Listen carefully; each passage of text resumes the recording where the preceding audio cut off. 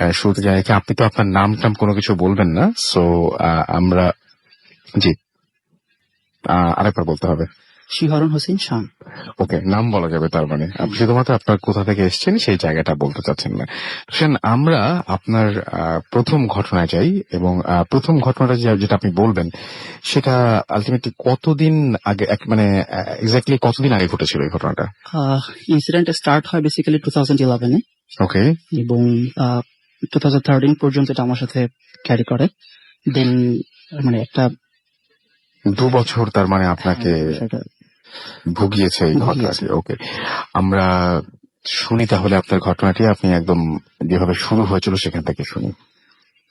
Hello listeners, আমি সরাসরি ঘটনায় চলে যাই। ঘটনাটি শুরু হয় 2011-এ। সে বছরে আমি বিয়ে করি এবং বিয়ের পর কিছু ফ্যামিলির প্রবলেমের জন্য আমি আমার ওয়াইফকে তখন উঠিয়ে নিতে পারিনি। সো আমাকে বেসিক্যালি তখন মাঝে মাঝে আমার ওয়াইফের বাসায় থাকতে হতো, যেতাম সেখানে। 2011-এ সম্ভবত সেপ্টেম্বর মান্থে আমার একটা ফ্রেন্ডের মেয়ের বার্থডে। তো পার্টি সেন্টারে যাবো, আমি আমার ওয়াইফ, আমরা দুজন রেডি হচ্ছি। তো বাসা থেকে যখন বের হবো আমার ওয়াইফ বলছে যে আমরা আসলে আমাদের রুমে লাইট অন করে রেখে যাই। তো আমি বলছি যে না, আমাদের রুমে লাইট না, আমরা ডাইনিং স্পেশাল লাইট অন করে রেখে যাবো, কারণ ডাইনিং স্পেশাল লাইট অন রাখলে বাসার অন্য রুমগুলোতে একটু আলো যাবে। আচ্ছা। তো আমরা ডাইনিং স্পেশাল লাইট অন করে চলে যাই। ফিরতে ফিরতে রাত 12টার কিছু বেশি। তো আমরা যে বাসাটায় ছিলাম সে বাসাটার রাস্তার দিকে মুখ করা, বারান্দা সহ রাস্তার দিকে। তো নিচ থেকেই মানে বাসাটা দেখা যেত, আমাদের বাসার সামনেটা।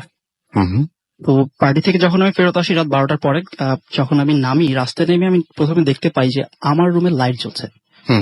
তো আমি খুব অবাক হয়ে যাই। তো আমি ওয়াইফকে জিজ্ঞেস করি কি ব্যাপার, আমরা তো ডাইনিং স্পেশাল লাইট জ্বালিয়ে এসেছিলাম। তো যেটা বলে যে হ্যাঁ আমরা তো সেটাই করেছিলাম। তারপর আমরা উপরে উঠি। তার আগে বলে নেওয়া ভালো, ওই দিন আমাদের বাসায় কেউ ছিলেন না, আমার শাশুড়ি এবং আমার যারা রিলেটিভ ছিলেন তারা সবাই বাসার বাইরে ছিলেন। তো আমরা দুজনেই বাসা বেসিক্যালি একা। বাসায় উঠে ডোর খুলে দেখলাম যে ডাইনিং স্পেশাল লাইট বন্ধ। দিন আমরা ডাইনিং স্পেশাল লাইট জ্বালালাম, আমাদের রুমে ঢুকলাম, রুমের দরজা খুলে দেখি আমাদের রুমে লাইট জ্বলছে। আচ্ছা, খুব ইন্টারেস্টিং। তো আমরা দুজনেই মনে করি যে যাক হয়তো আমাদের কোনো একটা ভুল হয়েছে বা কোনো কিছু, বাট ডেফিনেটলি আসলে ব্যাপারটা মাথা থেকে সরছিল না। আচ্ছা। এরপর কিছুদিন, 2-3 দিন পর আবার যেটা প্রবলেম হতো, আমি স্মোক করতাম। তো বারান্দায় যখন স্মোক করতাম প্রায় আমার ফিল হতো কেউ আমাকে দেখছে বা আমার দিকে তাকিয়ে আছে। কখনো কখনো খুটখাট আওয়াজ পেতাম।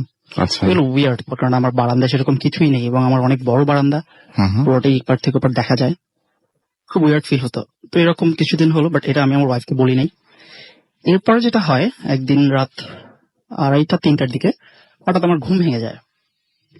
আমি ঘুম ভেঙে যাওয়ার কারণ হচ্ছে আমি টের পাই আমার আমার কানে কেউ হুইসপার করছে আমার নাম। আচ্ছা। ফিসফিস করে আমার নাম বলছে। তো আমার ঘুম ভেঙে যায়। তো উঠে দেখি আমার ওয়াইফ ঘুমাচ্ছে। তো আমি ওকে ঘুম থেকে জাগাই, তো ঘুমাচ্ছে কিনা আসলে, হ্যাঁ আসলে ঘুমাচ্ছে। তো আমি মনে করি আমার হয়তো ভুল। এরকম টানা 3-4 দিন হওয়ার পরে এরকম হুইসপার হতো, আমার ঘুম ভেঙে যেত ঠিক এই টাইমটা দিয়ে। 2:30-3টায় ঘুম ভেঙে যেত। ইভেন আমি একটা ব্রিদিং ও টের পেতাম আমার কানে, ফিসফিস করে বলছে, ব্রিদিং আমি টের পেতাম। আচ্ছা। এরপর এটা আমি আমার ওয়াইফকে জানাই, এরকম হচ্ছে আমার সাথে, তুমি কি করছো? বলছেন না। পরে ও যেটা করে আমার শাশুড়িকে জানান। আমার শাশুড়ি মা আমাকে বলেন যে বাবা তুমি ঘুমানোর আগে রোজ করে দোয়া দূর করে তারপর ঘুমাও। আচ্ছা। তারপরে যেটা হয় যে কিছুদিন ঠিক ছিল, তারপর আবার এই প্রবলেম গুলো হচ্ছিল, আস্তে আস্তে আমি প্রবলেমটার সাথে নিজেকে মানে ইউজ টু হয়ে গেছিলাম। ঘটনা এভাবে যাচ্ছিল। 2012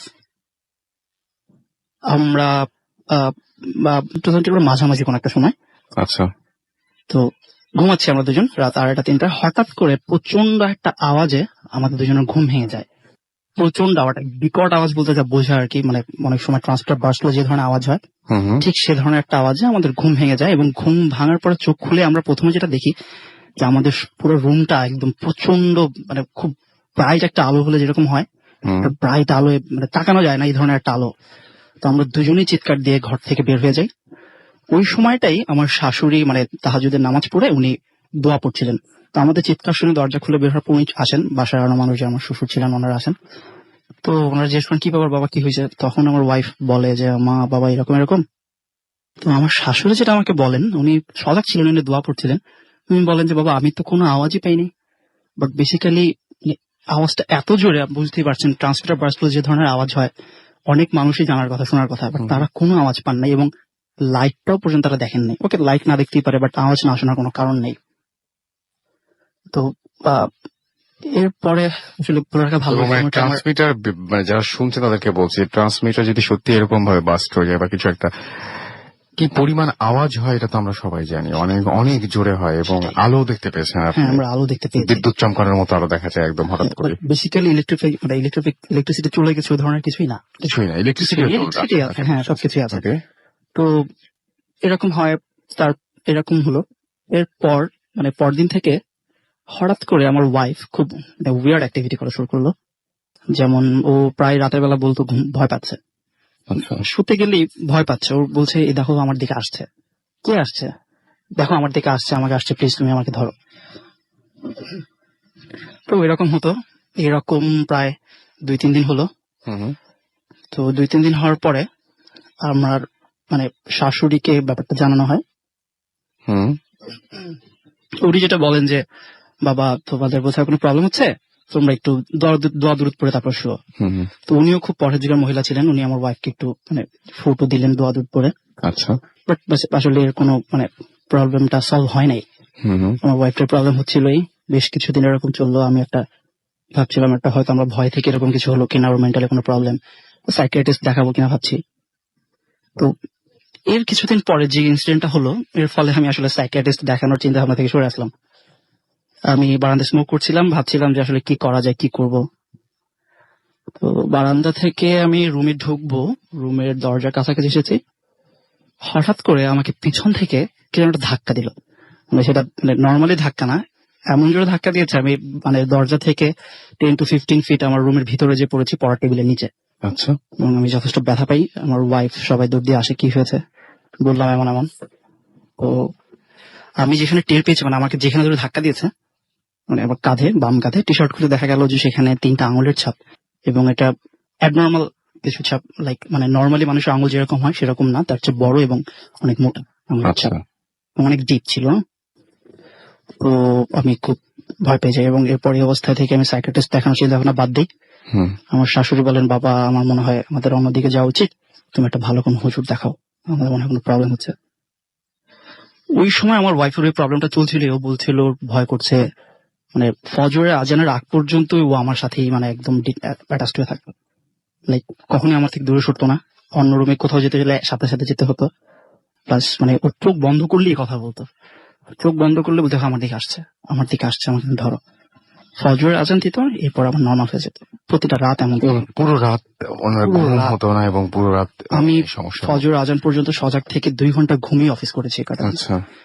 তো এরকম চলতে চলতে মানে আম্মা যখন বললো যে তুমি একটা ভালো হুজুর দেখাও, উনি একজন হুজুরের কথা রেফার করলেন। আমি হুজুরের সাথে যোগাযোগ করলাম, উনি বললেন যে বাবা আমার আসতে তো 2-3 দিন সময় লাগবে। কেন উনি ঢাকায় থাকেন না? না, উনি ছিলেন বাগেরহাট। বাগেরহাট থাকেন। তো উনি আসলে একটু দূর সম্পর্ক হলো, আমার শাশুড়ি কোন রকম আত্মীয় হন। আচ্ছা। উনি অনেক কিছু জানেন, উনি অনেক কিছু জানেন, এর আগে এই ধরনের অনেক এক্সারসাইজ উনি করেছেন এবং এই প্রবলেমগুলি মানে লাইক আমরা যেটা হয় যে জিন জাতীয় কোনো সমস্যা হলে এগুলি সলভ করতে পারেন। এবং আপনি যেটা বললেন আমি শুনে খুব অবাক হয়ে গেছি, যে আপনি বলছিলেন যে এরকমও আছে যে যদি মানে তাকে বলা হয় কারো নাম, বা আপনি আমার সঙ্গে এখন আছেন, তাকে মোটামুটি এটা বললেই তিনি ডিটেলস বলতে পারেন। এটা খুবই অদ্ভুত ব্যাপার, কিন্তু খুবই অদ্ভুত ব্যাপার। এবং আমি এটা বিশ্বাস করছি, কারণ আমি আপনাকে বললাম যে এরকম মানুষের সাথে আমারও পরিচয় হয়েছে। রাইট। তারপরে সেই হুজুরকে আপনারা ডেকে পাঠালেন এবং উনি বললেন যে উনি আপনাদের কাছ থেকে 2 দিন সময় চেয়ে দিলেন। তারপরে কি হলো? 2 দিন সময় চেয়ে নিলেন এবং আমি যেদিন তাকে ফোন করলাম সেদিন রাতের ইনসিডেন্ট। রাত 12:30 কি 1টা বা তার একটু বেশি হবে। আমি এবং আমার ওয়াইফ আমরা দুজন মুভি দেখছি ল্যাপটপে। তো আমি উপর হয়ে শুয়ে আছি। তো তখন মোস্ট প্রবলি একটু ঠান্ডা পড়েছে, এই ধরনের কিছু যত মনে করে আমার শরীরে কম্বল ছিল। আচ্ছা। উপর হয়ে শুয়ে আছি, তো সাডেনলি মানে আমাকে ঘাট ধরে একদম মানুষকে যেভাবে হুক ঝোলানো হয়, হ্যাচকা টান দিয়ে আমার খাট থেকে নিচে ফেলে দিয়েছে আমার। আচ্ছা। মানে একদম যেটা বলে যে ছুঁড়ে ফেলা, উড়িয়ে ছুঁড়ে ফেলা, এই ধরনের একটা বিষয়। তো আমি তো খুবই অবাক, ভয় পেয়ে গেছি কি হলো। আমার ওয়াইফ চিৎকার দিয়ে রুম থেকে বের হয়ে যায় এবং আমি নিচে পড়ে ভালো ব্যথা পেয়েছি ডেফিনেটলি। সবাই আসে, আমার শ্বশুর শাশুড়ি ওনারা সবাই আসেন, এসে বলেন কি হলো, বললাম এরকম এরকম। এরপর দেখা গেল আমাকে যেখানে মানে টান দিয়েছে টি শার্ট খুললাম আমি, আবার দেখা গেল ওইখানে আবার 3টা আঙুলের ছাপ। আমার ডান খাতে টান দিয়ে আমাকে ফেলে দিয়েছিল, 3টা আঙুলের ছাপ, এরকম বড়, অনেক বড়, মানে নর্মাল মানুষের আঙুল এরকম হয় না। তো এবার আমি মানে পুরোপুরি ডিটারমাইন্ড আমি বাসায় থাকবো না। এই বাসা ছেড়ে দেবো। হ্যাঁ, আমি বাসায় থাকবো না।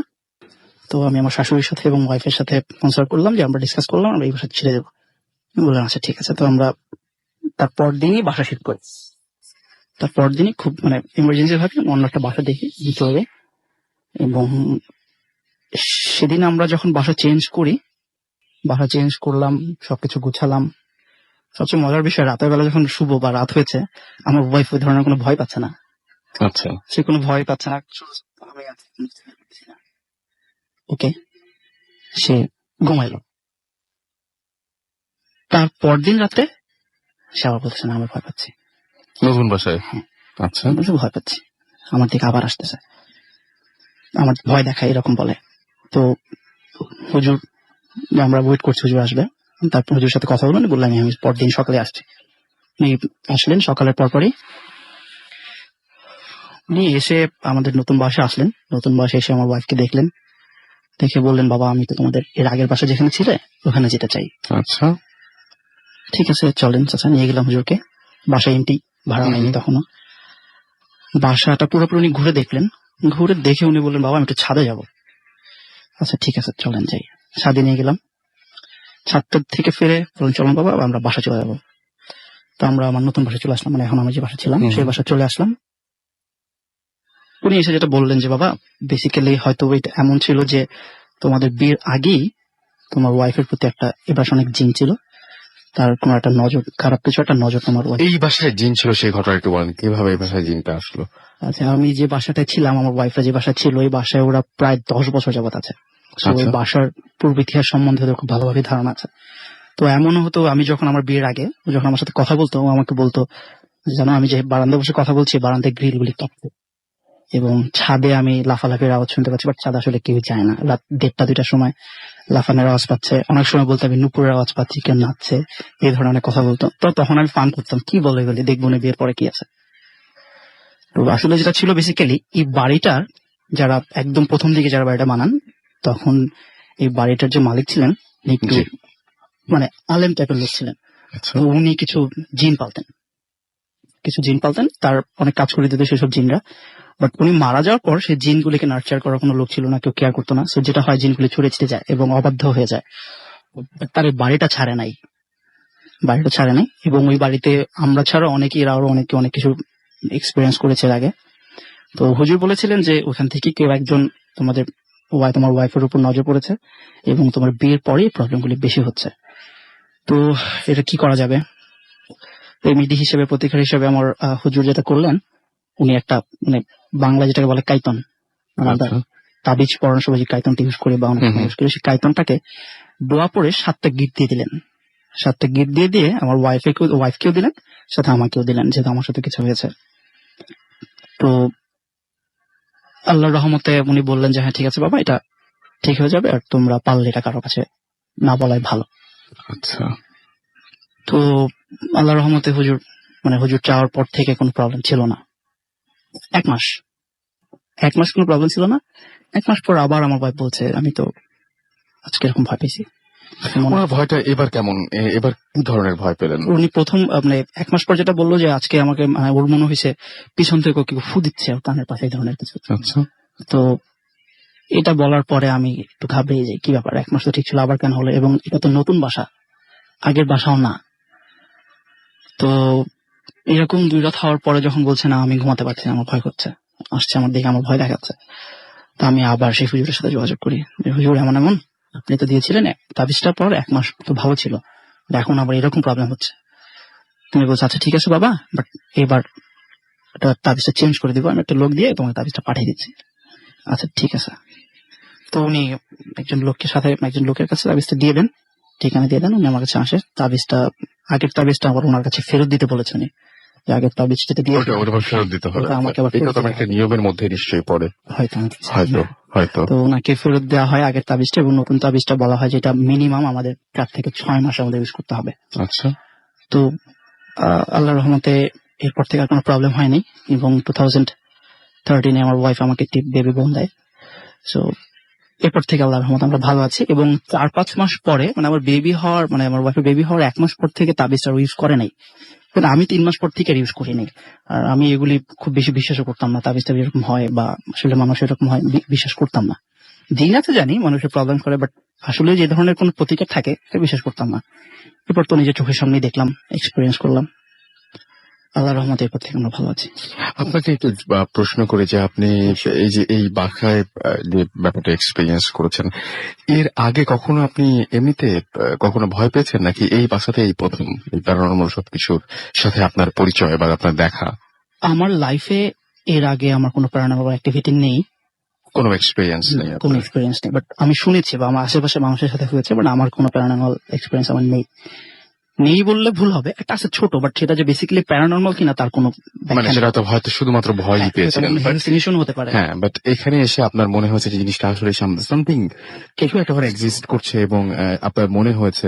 আচ্ছা, যে ভয়গুলো আপনারা পেতেন, এই যে যেমন বলেন যে কানের পাশে ফু দেয়, তারপরে আপনার ওয়াইফ বলেন যে খুবই ভয়ঙ্কর ব্যাপার, যারা শুনছেন তারা শুনে একবার না হলেও হয়তো জানালার দিকে, ঢাকা শহরে ম্যাক্সিমাম, যদিও এখন থাই গ্লাস, ধরলাম যে থাই গ্লাসে, এই বলছেন যে গ্রিল কাপ ছিল, এরকম ধরনের আরো নিশ্চয়ই নূপুরের শব্দ পেয়েছেন আপনারা ছাদে, আরো নিশ্চয়ই এরকম অনেক টুকরো টুকরো ব্যাপার আছে যেগুলো আপনারা ভয় পেয়েছেন। ভয়গুলো কি ধরনের ভয় পেতেন আপনারা? আমি আমার বিয়ের আগে আমার ওয়াইফের কাছে এমনও শুনেছি যে ওই বাড়ির ছাদে একজন, মানে বউ সাজালে যেরকম হয় বিয়ে বাড়িতে, বউ সাজে এরকম হয়, ওরকম সেজে একজন হাঁটুর উপর মাথা রেখে বসে থাকতো। আচ্ছা, প্রায় মানুষ যখন রাত 12টার পর বাসা আসতো তার এরকম দেখতো, তো ভয় পেত। আর ওই বাড়িতে বেসিক্যালি ধরনের অনেক কিছুই হতো। আর আমার আসলে আমি তো এরা কখনো কোনো কিছু ধরনের এক্সপিরিয়েন্স করিনি, সো ওই যে ব্রিদিং, আমি যে নিঃশ্বাসের আওয়াজটা পর্যন্ত পেতাম, ফিস ফিস করে আমার নাম ডাকছে, এটা আমার জন্য সিরিয়াসলি খুব ভয় ছিল। আচ্ছা, নামটা মানে ব্রিদিং মানে এরকম টাইপের কিছু একটা, আর নিঃশ্বাস নিয়ে আমি নিঃশ্বাসটা আমার কানে ফিল করতাম। নিঃশ্বাসের টানার শব্দ না ছাড়ার শব্দ? ছাড়ার শব্দ। আচ্ছা, আমি আমার কানে ফিল করতাম যে একটা কেউ নিঃশ্বাস নিতে, ভারী কোনো একটা নিঃশ্বাস, এবং তারপরে আপনার নাম ধরে ডাকছে।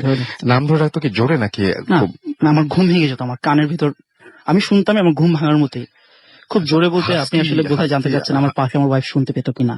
না, আমি জানতে চাচ্ছি আসলে যে হাস্কি ছিল, মানে খুব ক্লোজলি কিছু বলতো নাকি হচ্ছে দূর থেকে ডাকতো? না, ক্লোজলি বলতো, আমার নামটাই বলতো খুবই ক্লোজলি। কি নাম ধরে ডাকতো আপনাকে? শান, এরকম হিন্দি, হ্যাঁ শান, এটাই শুনতে পারতেন আপনি? ওকে, থ্যাংক ইউ ভেরি মাচ আপনাকে আমাদেরকে সময় দেওয়ার জন্য। আমি একটু আপনাদেরকে এই ফাঁকে একটু জিজ্ঞেস করে রাখি, এই যে আমরা বলি যে মাঝে মাঝে অনেক জায়গাতে আমরা শুনি যে একজন মহিলা যিনি কিনা বউয়ের মতন সাজ নিয়ে বসে থাকেন, আপনারা যখনই শোনেন তখন কি এটা ভিজুয়ালাইজ করতে পারেন? মানে আপনাদের কিরকম বউ দেখেন আপনারা কিরকম দেখেন? আমার মনে হয় যে আমি যেরকম দেখি সেটা আমি আমারটা বলতে পারি, সেটা হচ্ছে আমি কখনো আসলে আজ পর্যন্ত এই যে সেজে গুজে একজন বউ বসে থাকেন তার মুখটা কোনোদিন কল্পনা করতে পারিনি। আমি শুধু দেখেছি যে জাস্ট ঘোমটা দেওয়া একটা অবয়ব। এবং আপনাকে যদি মুখ চিন্তা করতে বলা হয়, আমি এই মুহূর্তে একটু আগে চিন্তা করে শিউরে উঠছিলাম, আপনার কাছে আজব আজব মুখ কিন্তু মনে পড়বে, মানে খুব অদ্ভুত টাইপের, এবং সেগুলো কোনো পরিচিত মানুষের মুখ হয়তো না। আপনি এই মানুষগুলো যাদেরকে আপনি দেখছেন বা চারপাশে সবসময় আপনি যাদের সাথে রয়েছেন, সেই সমস্ত কোনো মানুষকে আপনি যখন বলবো যে কোনো মানুষ ঘোমটা দেওয়া বউয়ের সাজে কেউ একজন হঠাৎ করে রাতের বেলায় দেখা হয়ে গিয়েছিল, তাকে নিশ্চয়ই আপনি যেভাবে দেখবেন তার চেহারাটা নিশ্চয়ই পরিচিত কারোর সাথে মিলবে না। এই পুরো চেহারাটা আপনার মস্তিষ্ক হয়তো তৈরি করছে, এবং মস্তিষ্ক তৈরি করছে।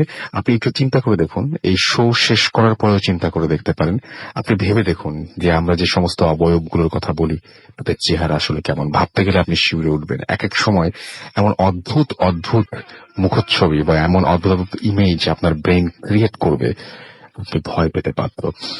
এবং যদি এটা চিন্তা করে কেউ কোন রকমের এরকম কোনো কিছু ফিল করে থাকেন, ডেফিনেটলি আমাকে SMS করুন। SMS করার নিয়মটা আমি বলে দিচ্ছি। মোবাইলের মেসেজ অপশনে গিয়ে টাইপ করতে হবে ফুর্তি, FORTI ফুর্তি, স্পেস দিয়ে লিখতে হবে আপনার নাম, স্পেস দিয়ে আপনার মেসেজ পাঠিয়ে দিতে হবে 9840 নাম্বারে। সোহান আমাদের SMS করেছেন ববা থেকে, এবং তিনি বলছেন ভালো হয়েছে। আমাদেরকে জ্যাকলিন নাটোর থেকে SMS করেছেন এবং লিখেছেন ভেরি নাইস। আমাদেরকে ছাড়াও দেখতে পাচ্ছি কমেন্টেটর লেমন লিখেছেন আজকের এপিসোডটি তিনি হিসাব আমাদের মাঝে মাঝে জানিয়ে দেন। আজকে তিনি বলছেন 264, অর্থাৎ 264 নাম্বার এপিসোড চলছে আজকে। শিহাব আমাদের SMS করেছেন এবং তিনি বলছেন, আমার আব্বুর স্টোরি পাঠাতে চাই। আপনি আপনার আব্বুর কাছ থেকে ঘটনাটা রেকর্ড করে সরাসরি অডিও ক্লিপটি পাঠিয়ে দিতে পারেন আমাদের কাছে, অথবা আপনি আরেকটা কাজ করতে পারেন, সেটা হচ্ছে যে আপনার বাবার যে ঘটনাটি সেটি আপনি লিখে ফেলতে পারেন এবং আমাদের কাছে পাঠিয়ে দিতে পারেন। আমাদের অ্যাড্রেসটা হচ্ছে bhutfm@radiofurti.fm। আমি স্পেলিংটি বলে দিচ্ছি, একটু কাইন্ডলি লিখে নেবেন, BHWTFM@radiofurti.fm। এছাড়াও আপনি যদি facebook/bhutfm.russell এইখানে চলে যান, তাহলে আপনি এইখানে গিয়েও এই অ্যাড্রেসটা কিন্তু পাবেন এবং এইখানে যে আপনি সেই অ্যাড্রেসটা নিতে পারবেন। আমাদের www.radiofurti.fm সেখানে গিয়েও কিন্তু আপনি এই অ্যাড্রেস গুলো পাবেন। তো আমার মনে হয় যে আপনি আজকে ঘটনাটি লিখে পাঠিয়ে দিন, তাহলে আমরা মোটামুটি যত তাড়াতাড়ি পাঠাবেন তত বেশি ভালো আর কি। আমাদেরকে এছাড়াও দেখতে পাচ্ছি যে ইদিতা SMS করেছেন ময়মনসিংহ থেকে, লিখেছেন ভূত FM রক্স। আমাদেরকে রাকিব অ্যাপোলো হসপিটাল থেকে SMS করেছেন এবং তিনি বলছেন যে রেডিও শুনতে ভালো লাগছে। আমাদেরকে অ্যাডভোকেট মামুন SMS করেছেন খুলনা থেকে, জয় ভূত FM। আচ্ছা, খুলনার একটা স্টোরি পড়বো। খুলনাতে বেশ কিছুদিন আপনারা শুনতে পারেননি এবং এখন যখন শুনতে পাচ্ছেন আপনারা বেশ যে পরিমাণ আমাদের সাড়া দিচ্ছেন, আমি খুলনার একটা ঘটনা আজকে পড়বো এবং আছে আমার কাছে সেই ঘটনাটি। এবং দেখেন কি তাড়াতাড়ি আবার ঘটনাও লিখে পাঠিয়েছেন। খুলনা থেকে প্রচুর ঘটনা আগেও আসতো এবং আগামীতেও আসবে আশা করছি, এবং এখন আমার কাছে এই মুহূর্তে একটা আছেও। আপন সাহা আমাদের SMS করেছেন ময়মনসিংহ থেকে, নাইস স্টোরি, আই লাইক ভূত FM। রবিন আমাদের SMS করেছেন, লিখেছেন পুরাই কুল। আমাদেরকে হিমেল পান্ডে SMS করেছেন নর্দা থেকে। এছাড়া আমাদেরকে কবির জিঞ্জিরা থেকে SMS করেছেন এবং আমাদেরকে SMS করেছেন দেখতে পাচ্ছি ফাহিম। ফার্স্ট স্টোরিটা শুনে খুব ভয় লেগেছে তার কাছে। আমাদেরকে মালিহা SMS করেছেন, আচ্ছা স্টোরিটা তার কাছে অনেক হরিফাইং মনে হয়েছে, and sometimes I also feel whispers near my ear, তাই লিখেছেন তিনি। SH আবরার লিখেছেন, আচ্ছা তার মানে অনেকেই কানের এরকম হুইসপারিং বা হুইসপার শোনেন এবং আপনি যেটা শোনেন সেখানেও কি আপনাকে নাম ধরেই ডাকে বা এরকম কোনো কিছু, সেটা আমাদের জানাতে পারেন। কিন্তু এরিক আমাদের SMS করেছেন, ফার্স্ট স্টোরিটা অসাম, তাই লিখেছেন। নাজ আমাদের SMS করেছেন মুকিত সহ আরো অনেকে। আমাদের ফেসবুকেও অনেকে আছেন এই মুহূর্তে আমি দেখতে পাচ্ছি, যেমন নাইম খান আমাদের সাথে রয়েছেন, মাসুদ রানা আমাদের সাথে রয়েছেন, MD পারভেজ আমাদের সাথে রয়েছেন, SD সঞ্জয় আমাদের সাথে রয়েছেন, আমাদের আহমেদ তোফায়েল আমাদের সাথে রয়েছেন, আমাদের সাথে রয়েছেন MD রাকিব হুসাইন DC। তারা সবাই কিন্তু এখানে কমেন্ট করেছেন। আমাদের আহসান হাবিব ইমন আমাদের সাথে রয়েছেন, আমার সাথে রয়েছেন শেখ তানজিল রহমান। যারা আমার গত সপ্তাহে যারা আমার রিপ্লাই পেয়েছেন তারা আজকে আছেন তো না, ফেসবুকে যাদের রিপ্লাই দিয়েছে। আমরা যে বলি যে ফেসবুকটা সারা বছর আপনাদের জন্য প্রতি সপ্তাহেই আমরা খুলি এবং সেটা পড়ি, সেটা তো নিশ্চয়ই টের পাচ্ছেন এবং রেগুলার অনেকেই হয়তো রিপ্লাই পেয়েছেন এবং তারা বেশ খুশি আছেন। আপনারা যদি রিপ্লাই পেয়ে থাকেন ডেফিনেটলি আপনারা ওয়ালে যে পোস্ট আছে সেখানে কাইন্ডলি একটু জানাবেন, তাহলে আরো সবাই বিশ্বাস করবেন অ্যাটলিস্ট যে না আমরা উত্তর তো দেই, পড়ি আপনাদের সবকিছু। আচ্ছা, আমাদেরকে লিখেছেন the night comes alive with গ্রামীণ ফোন। আমাদের এখানে লিখেছেন, এটা হচ্ছে সাহা সুলতান, থ্যাংক ইউ ভেরি মাচ। আমরা এছাড়াও দেখতে পাচ্ছি তিথি বিশ্বাস আমাদের SMS করেছেন, এছাড়াও SMS এখানে কমেন্ট করেছেন। আমাদের শান্ত রয় এখানে কমেন্ট করেছেন তাহমিনা আখতার রূপা, এছাড়াও সুমাইয়া আখতার আমাদের এখানে কমেন্ট করেছেন দেখতে হচ্ছে মোহাম্মদ পারভেজ, সাইফুল করিম, এছাড়াও শফিকুল ইসলাম সহ আরো অনেকে, রাব্বি খান, আরো অনেকে। তো আপনারা যদি ফেসবুকে আসতে চান চলে যান www.facebook.com/radio.futi এবং www.facebook.com/bhutfm.russell। এই দুটো অ্যাড্রেসে। অনেক সময় হয়ে গেছে, একটা ঘটনা পড়তে যাচ্ছিলাম কিন্তু খুলনার ঘটনাটা আমাকে ব্রেকের পরে এসে পড়তে হবে। অন দ্যাট নোট আমরা একটা ছোট্ট ব্রেক নিচ্ছি এবং ফিরে আসছি আবারও। স্টে টিউনড রেডিও ফুর্তি অ্যান্ড ডোন্ট স্টপ দ্য ফুর্তি। Bhoot FM, the night comes alive.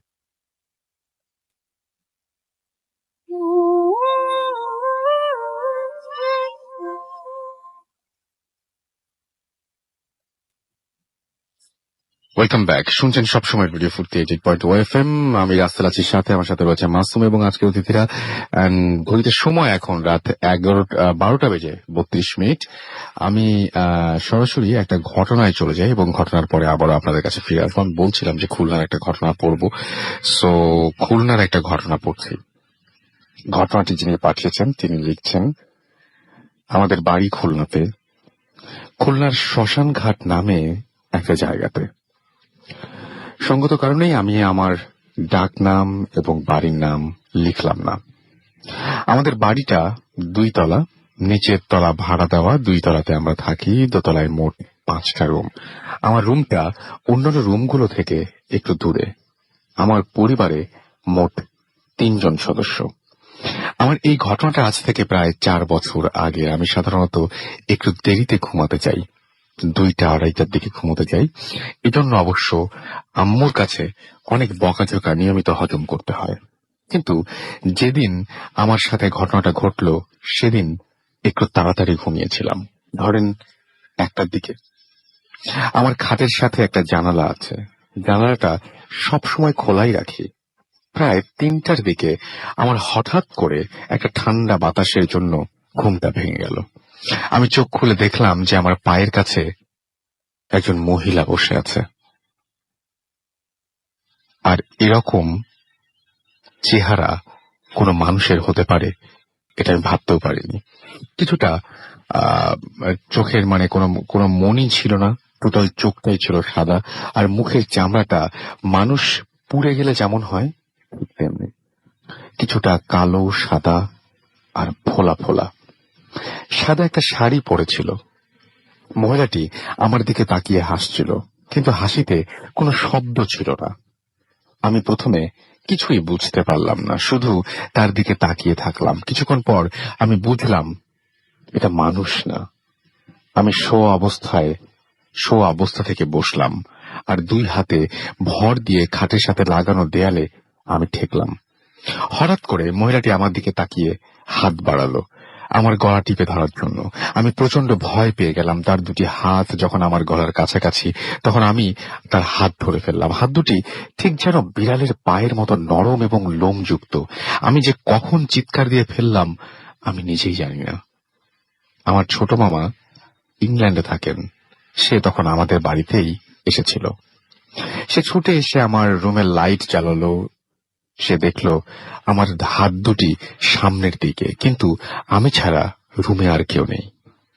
পরের দিন হুজুর ডাকা হলো, আমাকে পড়া পানি দিলেন, আর যেটা বললেন সেটা সব থেকে ভয়ের। তিনি বললেন যে আমার রুমের সাথে যে জানালাটা রয়েছে, এই জানালার বাইরে যে খালি জায়গাটা, সেখানে টোটাল 33 থেকে 34 জন জিন যাতায়াত করে। কারণ এটা তাদের যাতায়াতের পথ, এটা কোনোভাবেই বন্ধ করা সম্ভব না। কিন্তু তিনি বললেন আমি তাদের সাথে কোনো একটা বোঝাপড়া যেতে হবে যেন তারা এই ডিস্টার্বটা না করে। এবং এরপরে আমার রুমে আর কখনো কোনো কিছু দেখা যায়নি। আমি মাঝে মাঝে আমার রুমের দরজায় কে যেন জোরে লাথি মেরে চলে যায়, আর এটা ঘটে রাত 2টা থেকে 3টার মধ্যে। এখনো আমি যে রুমটাতে থাকি আর এখানে বসেই ঘটনাটা লিখলাম।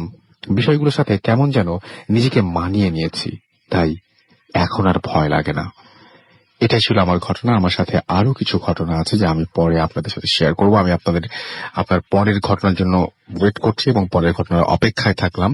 এবং এই যে মানিয়ে নেয়া, এরকম আমি অনেকের কাছে শুনেছি যে একটা সময় ভয় পেতে পেতে পেতে পেতে পেতে পেতে মানিয়ে নেয় মানুষ। যেমন আমি একটু সহজ করে বুঝিয়ে বললে যদি হয় যে যেমন দাঁড়ায় ঘটনাটা, সেটা হচ্ছে যে মানুষ যেমন বহুদিন ধরে তা অসুখে ভুগতে ভুগতে মনে করেন যে না, বাকিটা জীবন এটাকে সাথে নিয়েই বাঁচতে হবে। সো সেটাকে সাথে নিয়ে বাঁচতে হলে কতটা সুস্থভাবে বাঁচা যায় সেটা চেষ্টা করেন। অনেকটা এরকম আমি এরকম অনেকের মানুষের কাছে শুনেছি, হ্যাঁ ভয় পাই, অনেক চেষ্টা করেছি, এটা করেছি সেটা করেছি, হ্যান করেছি ত্যান করেছি, তারপরে কিচ্ছু হয়নি। এখন যেটা করি সেটা হচ্ছে যে এগুলো নিয়েই আছি এবং চেষ্টা করি ভালো থাকতে। যাই হোক, আমরা পরবর্তী ঘটনায় যাব, দিনারের কাছে যাব। দিনার এসছেন অনেকদিন পরে। ওয়েলকাম ব্যাক দিনার, অনেকদিন পরে কথা হচ্ছে। You are most welcome. আমরা আপনার ঘটনায় চলে যাই। আসসালামু আলাইকুম লিসনার্স, আমি দিনারাম এসেছি লালবাগ থেকে। তো রাসেল ভাই, আমি প্রথম যে ঘটনাটি শেয়ার করছি, এটা আমি গতকাল বৃহস্পতিবার জামিল ভাই নামে একজন বড় ভাইয়ের মুখ থেকে ঘটনাটি শুনি। জি। তো ঘটনাটি হচ্ছে ওনার ফ্রেন্ডের সাথে ঘটে যায় একটা ঘটনা। তো ঘটনাটি আজ থেকে 6 বছর আগে ঘটে। তো তখন জামিল ভাইয়ের ফ্রেন্ড যার সাথে ঘটনাগুলো ঘটে, তখন উনি মিডল ইস্টের কাতারে থাকতেন। তো কাতারে উনি একটা কোম্পানির ভিসাতে যান বাংলাদেশ থেকে। তো সেখানে উনি টেলারিং এর কাজ করতেন। তো উনি যে মালিকের আন্ডারে কাজ করতেন, সেই মালিক ওনাদের থাকা খাওয়ার ব্যবস্থা করে দেয়। তো আপনার ওনারা যে বাসাটাতে থাকতেন সেটা হচ্ছে 2 তলার একটা বিল্ডিং, এবং নিচের ফ্লোরে হলো কারখানার মতো, সেখানে ওনারা কাজ করতেন, এবং সেকেন্ড ফ্লোরে ওনারা সবাই একসাথে থাকতেন। তো ওইখানে আরো 2 জন বাংলাদেশি কর্মচারী ছিল, আর ওই কারখানার সবচেয়ে যে পুরাতন যে কর্মচারী তিনিও ছিলেন পাকিস্তানের নাগরিক ছিলেন উনি। ওনার নাম হচ্ছে ইউসুফ শেখ। তো ওখানে ওঠার পর দু একদিন পর ওই ইউসুফ শেখ যিনি উনি তাকে কিছু জিনিস নিয়ম কানুন শিখিয়ে দেয়। সেটা হচ্ছে যে আপনার রাতের বেলা মাঝে মধ্যে পুলিশ আসে এখানে। হুম। তো পুলিশ এসে চেক করে যে কোনো অবৈধ কর্মচারী অন্য দেশ থেকে এসে কাজ টাজ করছে কিনা ওগুলো চেক করার জন্য। তো তারা যখন আসে বেসিক্যালি তারা এসে নক দিয়ে বলে, তারা আরবিতে বলে যে আমরা পুলিশ, দরজা খোলার জন্য। তো তাদের বাসার পিছন দিকে একটা গেট ছিল আর সামনের দিকে শুধু শাটার ছিল, যেটা বেসিক্যালি মানে দোকানের মতোই। হুম। তো এরকম কিছু নিয়ম শেখা। আর আরেকটা জিনিস বলে যে রাতের বেলা যদি এরকম পুলিশ ছাড়া যদি অন্য কেউ নক করে তাহলে যাতে তারা দরজা না খুলে বা শাটার না খুলে। তো ওনার কাছে একটু অবাক লাগে যে চোর ডাকাতের কোনো ভয় ছিল না সেখানে। আর হাইওয়ের পাশে ছিল তাদের ওই কারখানা বা বাসা যেটাই হোক। তো আশেপাশে দুই একটা বাসা ছাড়া আর দূরে একটা পেট্রোল পাম্প ছিল, পাম্প স্টেশন ছিল। তো দুই একদিন পর ওই জামিল ভাইয়ের ফ্রেন্ড উনি তাকে জিজ্ঞেস করে যে আপনি যে বললেন যে পুলিশ ছাড়া অন্য কেউ যদি নক করে দরজা খুলতে না, মানে কি, মানে কারণটা কি ছিল? হুম। তখন উনি যেটা বলেন যে পাকিস্তানি যে সিটিজেনটা ছিল, তো উনি বলে যে এই বাসাটা যখন এই ওনাদের কারখানা যে মালিক যিনি অ্যারাবিয়ান পার্সন, তো উনি প্রায় 2-3 বছর আগে নেন ভাড়া। তো তার ঠিক 3-4 বছর আগ পর্যন্ত বাসাটা অ্যাবান্ডেনই ছিল। আচ্ছা। তো এই বাসাটা যে একটা কাহিনী আছে সেটা হচ্ছে এরকম যে অনেক আগে এখানে একটা অ্যারাবিয়ান ফ্যামিলি থাকতো। তো একদিন যেটা হয় যে ওই অ্যারাবিয়ান ফ্যামিলির যে কর্তা যিনি ছিলেন উনি তার ওয়াইফ এবং তার বাচ্চা ছিল একটা, প্রায় এক বছর এরকম বয়স ছিল। তো তাদের দুজনকে মেরে আপনার ফ্রিজের মধ্যে রেখে সে চলে যায়। হুম। তো যেহেতু কোনো লোকজনের আসা যাওয়া ছিল না, তো এটা জানতে জানতে প্রায় 4-5 দিন লেগে যায়। তো পুলিশ টুলিশ এসে সে লাশ সেখান থেকে নিয়ে যায়। তারপর থেকে এই বাসাটা বলতে গেলে অ্যাবান্ডেনই ছিল, কেউ থাকতো না। তো তারপর ওনাদের মালিক এই বাসাটাকে কারখানা হিসাবে নেয়। আচ্ছা। তো ইউসুফ শেখ আরো কিছু বলে যে সেটা হচ্ছে যে এই কারখানাতে মানে এর আগে অনেক কর্মচারী আসছে বাংলাদেশ থেকে প্লাস হচ্ছে পাকিস্তান থেকে। তো অনেকেই 1-1.5 মাস কাজ করার পর চলে যেত। আচ্ছা। তো সবারই একটা কমপ্লেন ছিল যে রাত হলে মনে হচ্ছে ওনাদের ফার্স্ট ফ্লোরের বর্ণনা হচ্ছে এরকম যে বড় একটা রুম, তারপর হচ্ছে একটা ছোট কিচেন রুম এবং তারপর হচ্ছে টয়লেট। তো ওই কিচেন রুমের ওইখান থেকে মনে হতো যে তাদের কোন একজন মহিলা থেমে থেমে কান্না করলে যেরকম শব্দ হবে ঠিক এরকম একটা কান্নার শব্দ ভেসে আসতো। আচ্ছা। আর অনেক সময় থেকে যে তাদের শাটারের মধ্যে মনে হচ্ছে কেউ নক করতেছে। তো তারা অনেকবার উপর থেকে দেখার চেষ্টা করছে, নিজে শাটার খুলে বেরিয়েছে, দেখছে যে সেখানে কেউ নেই। আর ওনাদের বাসাটা ছিল হাইওয়ের একেবারে পাশে। তো ওইখানে যে অন্য কেউ এসে তাদেরকে ডিস্টার্ব করবে এরকম কেউ ছিল না সেখানে। তো একদিন যেটা হয়, এক কর্মচারী ছিল, সে নিচে কাজ করতেছিল। তো কাজ করার একটা পর্যায়ে সে শুনতেছে যে আপনার রান্নাঘরে ওই পাশ থেকে একজন মহিলা কান্না করতেছে। তো এটা শোনার পর তার কাছে কি মানে কিউরিসিটি কাজ করে যে এত রাতে এখানে মহিলা কোত্থেকে আসবে। তো সে সেটা দেখার জন্য কিচেন রুমের দিকে যখন যায় তখন সে স্পষ্ট ফিল করলো যে শব্দটা টয়লেট থেকে আসতেছে। তো রাসেল ভাই উনি যখন টয়লেটের দরজাটা যখন খুলেন তখন উনি দেখেন যে লম্বা একটা মানুষ, মহিলা হবে কারণ সে যেটা বলে যে বেশ বড় বড় চুল ছিল। সে মানে তার মাথার একেবারে টয়লেটের সেলিং এর সাথে লাগানো ছিল, এত বেশি লম্বা ছিল। তো এরকম একজন মানুষ ঘুরে দাঁড়িয়ে সে কান্না করতেছে। তো এটা দেখার পর সে ভয়ে দোতলা চলে আসে দৌড় দিয়ে। তো এসে সবাইকে নিয়ে নিচে যায়। তো সে নিচে গিয়ে দেখে যে ওয়াশরুমে কেউই নেই। তো তারপর ওই লোক কিন্তু এখান থেকে ছেড়ে দেয় কাজ করা। তো এটা তাদেরকে বলে যে এই ব্যাপারগুলো যাতে একটু উনি অ্যাভয়েড করে চলে, বিকজ এই বাসাটা বা এই কারখানাটা এই প্রবলেম গুলো আছে। তো যাই হোক, তো একদিন ওনারা রাতের বেলা কাজ করতেছিল, মেশিনে কাজ করতেছিল। তো ওই ইউসুফ শেখ যিনি উনি হঠাৎ করে বলতেছে যে মেশিনটা স্টপ করার জন্য। দুজন মেশিন চালাচ্ছিল, তো তারা মেশিন স্টপ করলো। তখন প্রায় 10টা 10:30 হবে। তারা সবাই শুনতেছে যে বাসার পিছন থেকে একটা মহিলার কান্নার শব্দ ভেসে আসতেছে। তো তারা কিন্তু রাসেল ভাই মোটামুটি ইউজ টু ছিল ব্যাপারগুলোর সাথে, এগুলো একটু তারা অ্যাভয়েড করে চলতো। তো একদিন যেটা হয় যে তারা তাদের ওই কারখানায় যে মানে প্রোডাক্ট গুলো তৈরি করে সেগুলো তারা পাশে একটা মার্কেটে দিয়ে আসে। তাদের কিছু শোরুমের সাথে ডিল ছিল, ওইখানে গিয়ে তারা তাদের মালগুলো দিয়ে আসতো। তো একদিন তারা সেই শপিং মলে সেই মালগুলো দিয়ে আসতেছিল তাদের কাভার্ড ভ্যানে করে। তো তখন গাড়ি চালাচ্ছিল জামিল ভাই যে ফ্রেন্ডটা ছিল উনি গাড়ি চালাচ্ছিলেন। আর ওই ওনার সাথে ছিল ইউসুফ শেখ যিনি, আর পিছনে একজন বাংলাদেশি কর্মচারী ছিল, আর তার সাথে ছিল তাদের সেই অ্যারাবিয়ান ওনারটা। তো হাইওয়ে যেহেতু সেখানে প্রায় ম্যাক্সিমাম সব গাড়ি প্রায় 80-90 মাইল পার আওয়ার বেগে চলতে থাকে। তো মরুভূমি এক পাশে, আর ওদিক দিয়ে তারা যখন চলতেছিল তো তারা লক্ষ্য করলো কি যে দূরের থেকে যদি কেউ যদি রাস্তা ক্রস করে বেসিক্যালি তাকে কিন্তু গাড়ির হেডলাইটের আলোতে দেখতে পাওয়ার কথা। তো হঠাৎ একটা সময় তারা দেখলো, সবাই একসাথে দেখলো যে মনে হচ্ছিল কেউ একজন হঠাৎ গাড়ির সামনে চলে আসছে এবং তারা খুব জোরে সেটাকে হিট করে। এত জোরে হিট করে যে জামিল ভাইয়ের যে ফ্রেন্ড তার হাত পা কাঁপাকাঁপি শুরু হয়ে যায়, মানে থরথর করে কাঁপতেছিল যে সে হয়তো কোনো অ্যাক্সিডেন্ট করে ফেলছে। তো এটা ঘটার পর সে সঙ্গে সঙ্গে গাড়ি ব্রেক করে। তো তাদের যে ওনার ছিলেন উনি আগে বের হন। তো তারা হিট করার পর যতটা না শকড হয় তার চেয়ে বেশি শকড হয় তারা বের হয়ে, যে পরিমাণ শব্দ হয় হিট করার পর তো বেসিক্যালি গাড়ির যে সামনে যে বাম্পারটা ছিল সেটা ভেঙে যাওয়ার কথা বা কোনো স্ক্র্যাচ পড়ার কথা, কিন্তু তারা বেরিয়ে দেখে যে সেখানে কোনো কোনো স্ক্র্যাচ নাই, নট এ সিঙ্গেল স্ক্র্যাচ, কোনো কিছুই নেই সেখানে। যদি কাউকে আঘাত করা হতো অ্যাটলিস্ট তার ব্লাড পড়ে থাকতো, কোনো জীব জানোয়ার হলেও কিন্তু তার বডিটা পড়ে থাকতো, কিন্তু সেখানে কিছুই নেই। তো এটা ঘটার পর তারা আর কেউ নিজেদের সাথে কোনো শেয়ার টেয়ার কিছু করলো না যে কি ঘটছে ব্যাপারটা। তো যাই হোক, তো তাদের উনি যেটা বলেন যে উনি যতটুকু দেখেন যে তার কাছে মনে ছিল যে সাদা জামা পরা কেউ একজন হঠাৎ সামনে চলে আসছে এবং তারা ওইটাকে হিট করছে। তো তার কিছুদিন পর উনি আর কিছু ডকুমেন্টস এর কিছু প্রবলেম থাকার কারণে উনি দেশে চলে আসেন। তো দেশে এসে প্রায় উনি আর পরে কাতারে যাননি। তো উনি প্রায় আপনার 3-4 মাস বেকার ছিলেন। তো তারপর উনি ফ্রুটস এর বিজনেস শুরু করেন, জামিল ভাইয়ের ফ্রেন্ড। তো ফ্রুটস এর বিজনেস এর কারণে উনি মাঝে মধ্যেই আপনার দিনাজপুর, রংপুর, তারপর যশোর যেতেন উনি ফ্রুটস কেনার জন্য। তো ওখানে উনি বাসে যেতেন এবং আসার সময় উনি ট্রাকে করে ফ্রুটস নিয়ে চলে আসতেন ঢাকায়। তো এরকম একদিন উনি রাতের বেলা যশোর যাচ্ছিলেন। তো ঢাকা থেকে উনি বাসে উঠেন। তো বাসে ওঠার পর যেটা হয় রাসেল ভাই, যে এটা কিন্তু প্রায় বছরখানেক হয়ে গেছে ওই কাতার থেকে আসার। তো উনি যে সিটটায় বসেন জানালার পাশে, তো উনি দেখলেন যে ওনার পাশের সিটটা একটু ভাঙা, ভাঙা কি মনে হচ্ছে না কেউ বসতে পারবে সেখানে। তো গাড়িটা যখন স্টার্ট দিবে ঠিক তখন একজন মহিলা এসে সেখানে বসে। তো মহিলাটা পরা ছিল সাদা একটা বোরকা, যে সাদা বোরকা কিন্তু এখন দেখা যায় না। আগেরকার দিনে আমরা যখন আরবি পড়তাম তখন ওই দাদিদেরকে দেখতাম তারা এরকম বোরকা পরে। তো তার চোখের দিকে শুধু 2টা ফুটোর মতো চোখ দুটো দেখা যায়।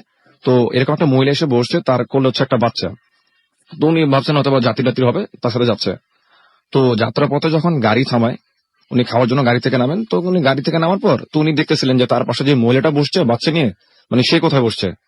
তো যেহেতু সাদা পড়েছে তাকে কিন্তু সহজেই লোকেট করা সম্ভব ছিল, বাট উনি তাকে কোথাও লোকেট করতে পারেন না। তো উনি ভাবলেন যে হয়তো উনি খেয়ে আবার গাড়িতে উঠে গেছেন।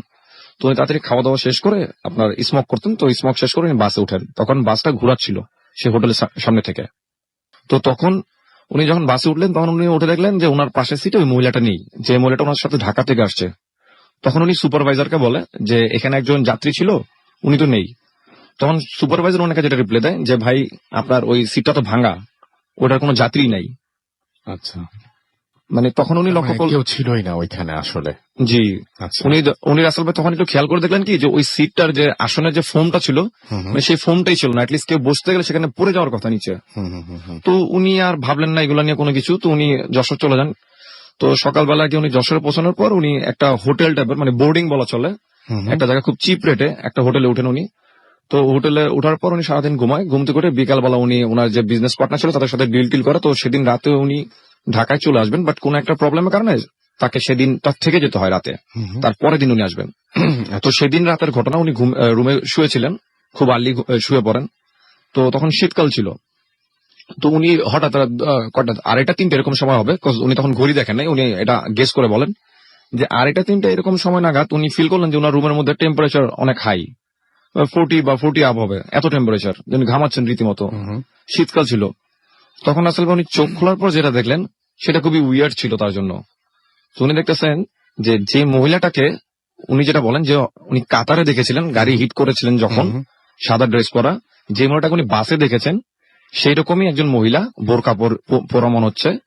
সে রুমের মধ্যে একবার ডান পাশ থেকে বাম পাশে যাচ্ছে আর বাম পাশ থেকে ডান পাশে আসছে।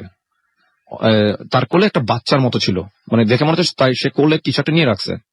তো অনেক সময় হয় না যে বাচ্চাদের ঘুম পাড়ানোর জন্য রুমের এক পাশ থেকে আরেক পাশে মহিলারা হেঁটে যায় ঘুম পাড়ানোর জন্য।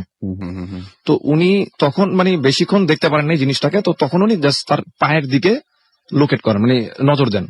তো উনি পায়ের দিকে তাকানোর পর যেটা দেখলেন যে তার পায়ের তালুর যে অংশটা সেটার আঙ্গুলগুলো ছিল পিছনের দিকে, আর পায়ের গোড়ালিটা ছিল তার বডির সামনের দিকে। তো এটা দেখার পর রাসেল ভাই তার আর কোনো কিছু মনে নেই, উনি সেন্স হারিয়ে ফেলেন সে রুমের মধ্যে। তো পরের দিন সকালবেলা যখন তার সেন্স ফিরে, তো উনি ঘটনাটা কারো ওই বোর্ডিং এর কারোর সাথে শেয়ার না করে উনি ঢাকায় চলে আসেন বাসে করি। তো ওনার ট্রাক পরবর্তীতে চলে আসে। তো এই ঘটনা ঘটার পর উনি কারোর সাথে ব্যাপারটা শেয়ার করেন, হয়তো তার কোনো ভুল হ্যালুসিনেশন হতে পারে। তো উনি ঢাকায় আসার পর এই রোজার কিছুদিন আগের ঘটনা, ওনাদের বাসাটা হচ্ছে আজিমপুরে, আন্ডার কনস্ট্রাকশন ওনাদের বাসা। তো ওনাদের বাসার যে নিচে যে হাউসটা আছে, তো সেই হাউসের পানি উনি যখন মোটর দিয়ে উপরে টাঙ্কিতে তুলেন তখন উনি মাঝে মধ্যে গিয়ে চেক করেন যে টাঙ্কি কি ফুল হয়েছে কিনা। তো ফুল হলে উনি নিচে থেকে সুইচটাকে অফ করে দেন। তো কিছুদিন আগে এই রোজার আগে তো উনি এরকম ছাদে যান। তো ছাদে গিয়ে উনি টর্চ লাইট নিয়ে দেখতেছিলেন টাঙ্কি, তখন 9:30, 10টা, 10:45 এরকম সময় হবে। তখন উনি সেম জিনিস, যে জিনিসটা উনি বাসে দেখেছেন, প্লাস আপনার যশোরে যাওয়ার পর দেখেছেন সে বোর্ডিং এ, প্লাস কাতারে দেখেছেন, সেই জিনিসটা তার বাসার ছাদে মনে হচ্ছে তার দিকে তাকিয়েছে কোলে একটা বাচ্চার মতো নিয়ে। তো এটা কিন্তু রাসেল ভাই উনি অনেক হুজুর দেখায়, ঈদের পরও উনি অনেক হুজুর দেখায়, কিন্তু উনি এখনো এটা কোনো সলিউশন পাননি। এখনো পর্যন্ত জিনিসটা এরকমই আছে। জি ওকে, থ্যাংক ইউ সো মাচ। এবং আমরা মানে মানে তার কল্যাণ কামনা করি এবং তিনি এই সমস্যা কাটিয়ে উঠুন, সেটাই আমরা চাইবো। আমাদের কাছে বেশ কিছু SMS চলে এসে খুলনা থেকে আনোয়ার এবং তার ওয়াইফ আফরিন SMS করেছেন, লিখছেন life is fun if Bhoot FM is on. আমরা thank you so much, thanks for being with us. আপনি রেগুলারই আমাদেরকে SMS করেন এবং আমরা মানে আমি অলওয়েজ আপনাদেরকে খুব অ্যাপ্রিসিয়েট করি এটার জন্য। মানে I love to see your SMS। মানে যখনই ভূতাফন হয় তখনই আমি এক্সপেক্ট করি যে আপনারা পাঠাবেন। এরকম অনেকেই আছেন যারা রেগুলার SMS করেন। লিমন আমাদের SMS করেছেন জামালপুর থেকে এবং তিনি বলছেন যে আচ্ছা তিনি গার্লফ্রেন্ডের সাথে কথা না বলে আমাদেরকে শুনছেন। ওকে, আমাদেরকে রূপকথা আমাদের লিখেছেন খুলনা থেকে যে আই হ্যাভ এ স্টোরি। আপনার যদি স্টোরি থাকে তাহলে ডেফিনেটলি আপনার আমাকে সেন্ড করুন এবং সেটার জন্য যেটা আপনাকে করতে হবে সেটা হচ্ছে যে আপনি প্লিজ আপনি নোট করে নিতে পারেন। আমাদের অ্যাড্রেসটি বলে দিচ্ছি আরো একবার, bhutafm@radio40.fm, which is BHWTFM@radioFORTA.fm। Maliha আমাদের লিখেছেন sometimes I hallucinate looking into my mirror. These stories make me believe that something exists in my room, though nobody believes me. আপনাকে কেউ বিশ্বাস করুক আর না করুক, ওই ব্যাপারটা যেটা হচ্ছে আপনি হ্যালুসিনেট করেন, যে এটাও কিন্তু খুব আপনি যে মানে কি বলবো যে খুব যে আমরা আসলে কোনটা হ্যালুসিনেট করি আর কোনটা সত্যি সত্যি দেখি এটাও আমরা কতটা বুঝি। আর ভয় পাওয়ার যথেষ্ট কারণ আছে। আপনি হ্যালুসিনেট করেন যেটা, আমি সেটাই বলি যে আপনি ধরে নিলাম যে আপনি হ্যালুসিনেটই করেন, বাট তাই বলে তো ভয়টাকে এড়ানো যায় না। আপনি যেটা দেখছেন সেটা আপনি জানেন যে সত্যি দেখছেন না, তারপরে তো ভয়টাকে এড়ানো যায় না। মানে ভয় তো লাগেই। সাদিক আমাদের SMS করেছেন মালিবাগ থেকে। ফার্স্ট ঘটনাটা শুনে তিনি রুমের লাইট অন করে দিয়েছেন। মুন্না আমাদের রাজীবপুর থেকে SMS করেছেন এবং তিনি বলছেন যে মাঝে মাঝে আমার ভূতাফেমের প্রতি ঘৃণা হয়, কারণ 3 সপ্তাহ ধরে SMS করছি বাট পড়া হচ্ছে না। বাট এই সপ্তাহে আপনার SMS পড়ে ফেলাম, I am really sorry because এটা মানে সবকিছু যে আমি খুব ইচ্ছা করে করি, আমি আপনাদের SMS ওভারলুক করি। ইটস নট লাইক দ্যাট যে আমি আপনাদের SMS ওভারলুক করছি, পড়ছি না। আবার একটা জিনিস সত্যি যে সব SMS কিন্তু পড়াও সম্ভব না আমার পক্ষে। রাসেল খুলনা থেকে লিখেছেন যে আমি মিস্ত্রি পাড়ার হুজুর প্লাজায় থাকি, এটা একটা হন্টেড বাড়ি। আপনি যদি হন্টেড বাড়িতেই থাকেন তাহলে ডেফিনেটলি আপনাকে যেটা আমি রিকোয়েস্ট করব একদম যে আপনি আপনার ঘটনাটা আমাদেরকে প্লিজ প্লিজ প্লিজ পাঠিয়ে দিন। আপনার ঘটনাটা আমরা এই উইকে যেন পেয়ে যাই সেই ব্যবস্থা করুন। নাবিসা আমাদের SMS করছেন লালবাগ থেকে। ডোন্ট রিড মাই SMS দেন বলার কিছু লেখেননি, আমি আপনার SMS পড়ে ফেললাম। সুমন আমাদের SMS করেন খুলনা থেকে, ডোন্ট স্টপ দ্য ফুর্তি। থ্যাংক ইউ ভেরি মাচ আমাদের সঙ্গে থাকার জন্য, যারা আমাদের সঙ্গে এখনো পর্যন্ত রয়েছেন। আমি ফেসবুক আর অন্য সব SMS গুলো আবারও পড়তে চাচ্ছি একটু পরে। আপাতত আচ্ছা আমি নামগুলো একটু তাও বলে দিই, সবাই খুব মাইন্ড করেন। রবিন আমাদের এখানে লিখছেন, আমাদের এখানে ফেসবুকে হচ্ছে MD আশিকুর রহমান আছেন, অমিত আমাদের তুহিন আমাদের সাথে রয়েছেন, মিথিলা অনি রয়েছেন আমাদের সাথে রয়েছেন, মিফকাত হোসেন সাব্বির, এছাড়াও তানিম জনি আমাদের সাথে রয়েছেন, MD খায়রুল ইসলাম খোকন আমাদের সাথে রয়েছেন, সার্জিল অভি আমাদের সাথে রয়েছেন।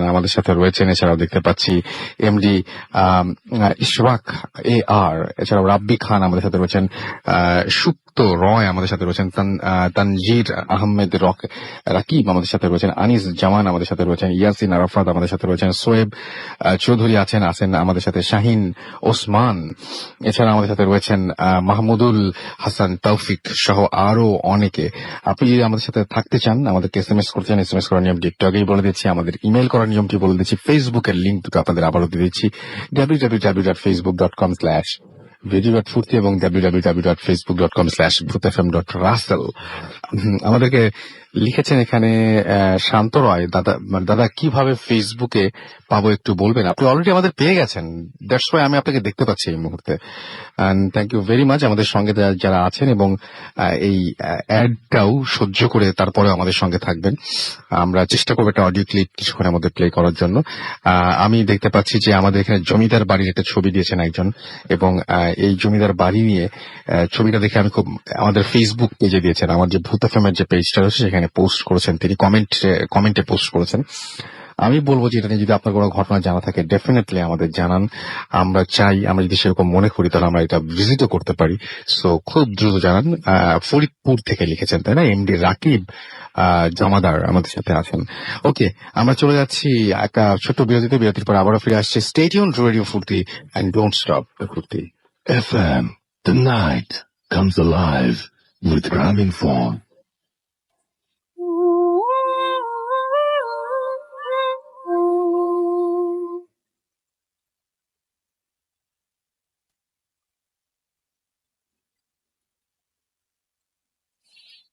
নমস্কার রাসেল ভাই, আমি শ্রীকান্ত ভট্টাচার্য, ওয়েস্ট বেঙ্গল হুগলি থেকে বলছি। আমি আপনাদের প্রোগ্রামের একজন নিয়মিত শ্রোতা। প্রোগ্রামের সকল শ্রোতা বন্ধুকে এবং আপনাকে ও মাসুমদাকে আমার আন্তরিক শুভেচ্ছা জানাই। যাই হোক, আমি ঘটনায় চলে আসি। ঘটনাটা শোনা আমাদের এখানকার একজন কাকার মুখ থেকে। ওনাকে আমরা সবাই সহদেব কাকা বলি।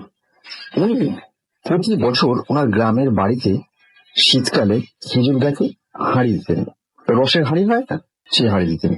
ভোরবেলা উঠে সেসব হাঁড়ি থেকে তিনি রস সংগ্রহ করতেন এবং পরে দিনের বেলা সেটা জাল ডাল দিয়ে গুড় বানাতেন।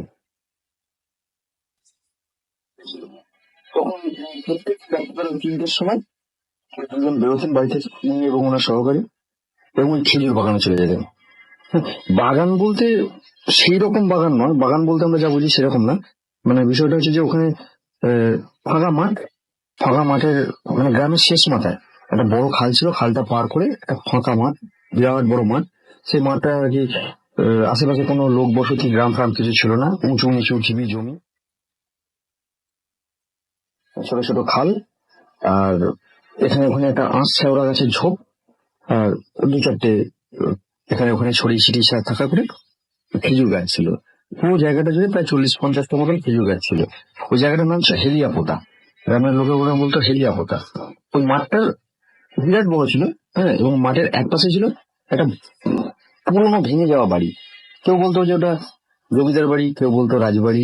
হ্যাঁ, তবে সে বাড়িটা মানে একদম কোনো মতে মাথা তুলে মানে নিজের অস্তিত্ব জানা দিত আর কি, জঙ্গলে ঘেরা।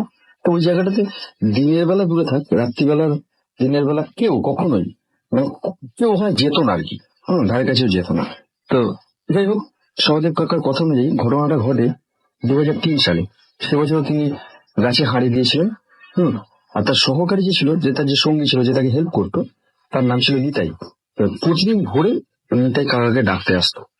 তারপর দুজন দড়ি, হাঁড়ি, টিন, ছুরি, যে সমস্ত প্রয়োজনীয় জিনিসপত্র লাগে সেসব নিয়ে তারা বেরিয়ে পড়তেন। আর নিতাইয়ের বাড়িটা ছিল, কাকার বাড়ি ছিল গ্রামের এক মাথায়, আর নিতাইয়ের বাড়িটা ছিল ওই গ্রামেরই অন্য পাড়ায়, বেশ কিছুটা দূরে। তো যেদিন ঘটনাটা ঘটে সেদিন প্রায় রাত্রিবেলা 3টের সময় কাকা উঠে একদম রেডি ফেডি হয়ে, হ্যাঁ বসে আছেন, মানে প্রায় রেডি হয়ে গেছেন আর কি, যে নিতাই আসবে, ডাক্তার বেরোবো একসঙ্গে। হ্যাঁ, কিন্তু এক সময় তিনি বিরক্ত হন, দেখছি যে নিতাই আজকে আসছে না, অনেকটা দেরি হয়ে গেছে। অবশেষে তিনি আর অপেক্ষা না করে মনে মনে ভাবলেন যে না, আমি এগিয়ে গিয়ে দেখি। তো উনি একটা টর্চ লাইট আর প্রয়োজনীয় জিনিসপত্র, টিন ফিন, হাড়ি, ছুরি, ওসব নিয়ে বেরিয়ে পড়েন। তখন প্রায় রাত্রি 3:30 বাজে। তো উনি গ্রামের পথ দিয়ে হাঁটতে হাঁটতে যাচ্ছেন, বেশ কিছুটা উনি একাই যাচ্ছেন। তারপর হঠাৎ করে উনি দেখেন যে উল্টো দিকে পথের ধারে একজন মানুষের মতন কে যেন দাঁড়িয়ে আছে। তো উনি কে কথা একটু এগিয়ে যান, এগিয়ে গিয়ে সাড়া দেন। তখন উনি সাড়া নিয়ে জানতে পারেন ওটা নিতাই। উনি বেশ বিরক্ত হলে, কি তুই এখানে, এত দেরি হয়ে গেল। তো তখন তাই বলে যে আমি তোমার কাছে যাচ্ছিলাম। তো কাকা তখন বলেন যে রীতিমতো আমাকে একটু ধমক দেবে, কি এত দেরি করলি, জানিস না এত দেরি করলে অতগুলো গাছের রস পাড়তে হবে, রস পাড়ে সব আবার ইয়ে করতে হবে, সকাল হয়ে যাবে। এবার রস বেশি দেরি হলে নাকি রস টক হয়ে যায়। যাই হোক, তো নিতাই জবাবে শরীরটা খারাপ করছিল কাকা, ওই জন্য একটু দেরি হয়ে গেল। তো কাকা কথা টকা না বাড়িয়ে হাঁটতে হাঁটতে দুজন মিলে ওই মাঠের দিকে চলে যান। কাকা আগে আগে যাচ্ছেন, নিতাই পিছন পিছন আসছে। তো এক সময় তারা মাঠে চলে আসেন এবং মাঠে এসে ওনারা কাজে লেগে পড়েন। কাকা গাছে উঠছে, নিতাই তলায় দাঁড়িয়ে থাকছে, কাকা গাছে উঠে হাঁড়ি নামাচ্ছেন, দড়ি দিয়ে নামিয়ে দিচ্ছেন। নিতাই সেই হাঁড়িটা ধরছে, ধরে রাখছে। এবার দুজন মিলে কি করছে, টিন তেলে টিন ওগুলো পরিষ্কার করা, সেই সব টিনের মধ্যে রসগুলোকে ঢেলে ঢেলে নিচ্ছেন এবং বেশ কয়েকটা ও গাছে কাকা উঠে ওরকম হাড়ি পাচ্ছেন, নিতাই নিচ্ছে, এরকম এরকম চলছে। বেশ কয়েকটা গাছে এরকম করার পর তখন কাকা একটা গাছে উঠেছেন, আবার একটা গাছে উঠেছেন। গাছে উঠে উপরে উঠে বাঁধা হাড়িটাতে টর্চ ফেলে দেখছেন যে সেই হাড়িটার মধ্যে রস নেই। কাকা চমকে উঠছেন, কিন্তু সেখানে একটা মরা সাপ, হাড়িটার ভেতরে একটা সাপ রয়েছে, সাপটা মরা। তো কাকা চমকে উঠেছেন, কি হলো? চমকে উঠে তুমি উপর থেকে হাত পা থেকে বলতেন, এমনিটাই হাড়িতে একটা সাপ, তুই এদিকে আয় তো, আমি দড়িটা দিয়ে হাড়িটার নাম কি ধরতো দেখতে দেখতে। তো কাকা এখন অবাক হয়ে বলেন, তোমার থেকে কোনো রেসপন্স পায় না। কাকা আবার বলেন, এই যাই, কোনো আওয়াজ নেই। তখন উনি তলার দিকে তাকিয়ে দেখেন যে কেউ নেই। তিনি উত্তর টুত্তর না পাওয়া তিনি আবার তাড়াতাড়ি গাছ থেকে নেমে আসেন, ওই উপরে হাঁড়িটা রেখে দিয়ে নেমে আসেন। নেমে এসে দেখেন নিচে নিতাই নেই। এবং সবথেকে বড় কথা, ওই গাছের তলাতে ওনারা যেসব অন্যান্য গাছ থেকে যে সমস্ত রস নিয়ে ওই টিনের মধ্যে রাখছিলেন, হাঁড়ি, দড়ি ইত্যাদি ইত্যাদি আরো জিনিসপত্র ছিল, হ্যাঁ, দু চারটে টিন ফিন ছিল, ওগুলোও নেই। নিতাইও নেই, ওগুলোও নেই, তিনি কাউকে দেখতে পারেন না। এবার উনি একটু টর্চ নিয়ে বাগানের মানে ওই আরো মাঠের এদিক ওদিক একটু দেখেন, ওদিক ওদিক আলো ফেলে দেখেন, তিনি কাউকে দেখতে পান না। দু চারবার হাঁ করেন, নিতাই নিতাই করে হাঁ করেন, কিন্তু কাউকে দেখতে পান না। তখন উনি ভাবেন যে নিতাই কি বদমাইশি করছে আমার সঙ্গে, এরকম তো কোনোদিন করে না। তো এসব ভেবে তিনি বিরক্ত হয়ে সেঁকে মেঘে ব্যাপারটা কি করলো, উনি ব্যাপারটা কি হলো, একই নিতাই দেরিতে আসলো, তারপর এই সাপ, তারপর আবার এই জিনিসপত্র গুলো কি নিয়ে নিতাই নিয়ে সরে বললো, কি হলো, লুকিয়ে রাখলো। রেগে মেগে উনি প্রায় যাই ও নিতাইয়ের বাড়িতেই যাই, তো বেটাকে বাড়িতে গিয়ে ধরবো। তো এইভাবে সোজা নিতাইয়ের বাড়ির দিকে উনি হাঁটতে থাকেন। তখন প্রায় ভোর হব আবছা একটা আলো ফুটছে। তিনি দূর থেকে দেখতে পারেন যে নিতাইয়ের বাড়ির সামনে একটা জটলা, হ্যাঁ, 10-12 জন মানুষের ভিড় এবং কান্নাকাটির আওয়াজ। তিনি কাছে যাওয়ার পর যা শোনেন, শুনে তিনি শিউরে ওঠেন।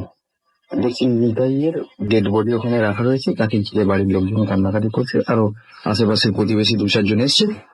তো সবাই বলেছে যে গতকাল রাত্রির 11টা নাগাদ নিতাইকে সাপে কামড়া, এবং সে নাকি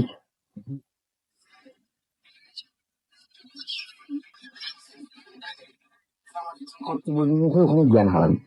তো পরে তাকে বাড়িতে নিয়ে আসা হয়, হ্যাঁ, লোকজন দৌড়াদৌড়ি করে বাড়িতে নিয়ে আসে এবং তাকে বাড়িতে এসে তাকে হাওয়া ফাওয়া দিয়ে দেয়। মোটামুটি এটা বেশ কিছুক্ষণ পর পরের দিন তার দিনের বেলা তার জ্ঞান ফেরে, কিন্তু তখন তিনি এরকম কেমন একটা ভুল টাইপের হয়ে যান, মানে ঠিক মতন কথাবার্তা বলছেন না, এই ব্যাপার কি ব্যাপার।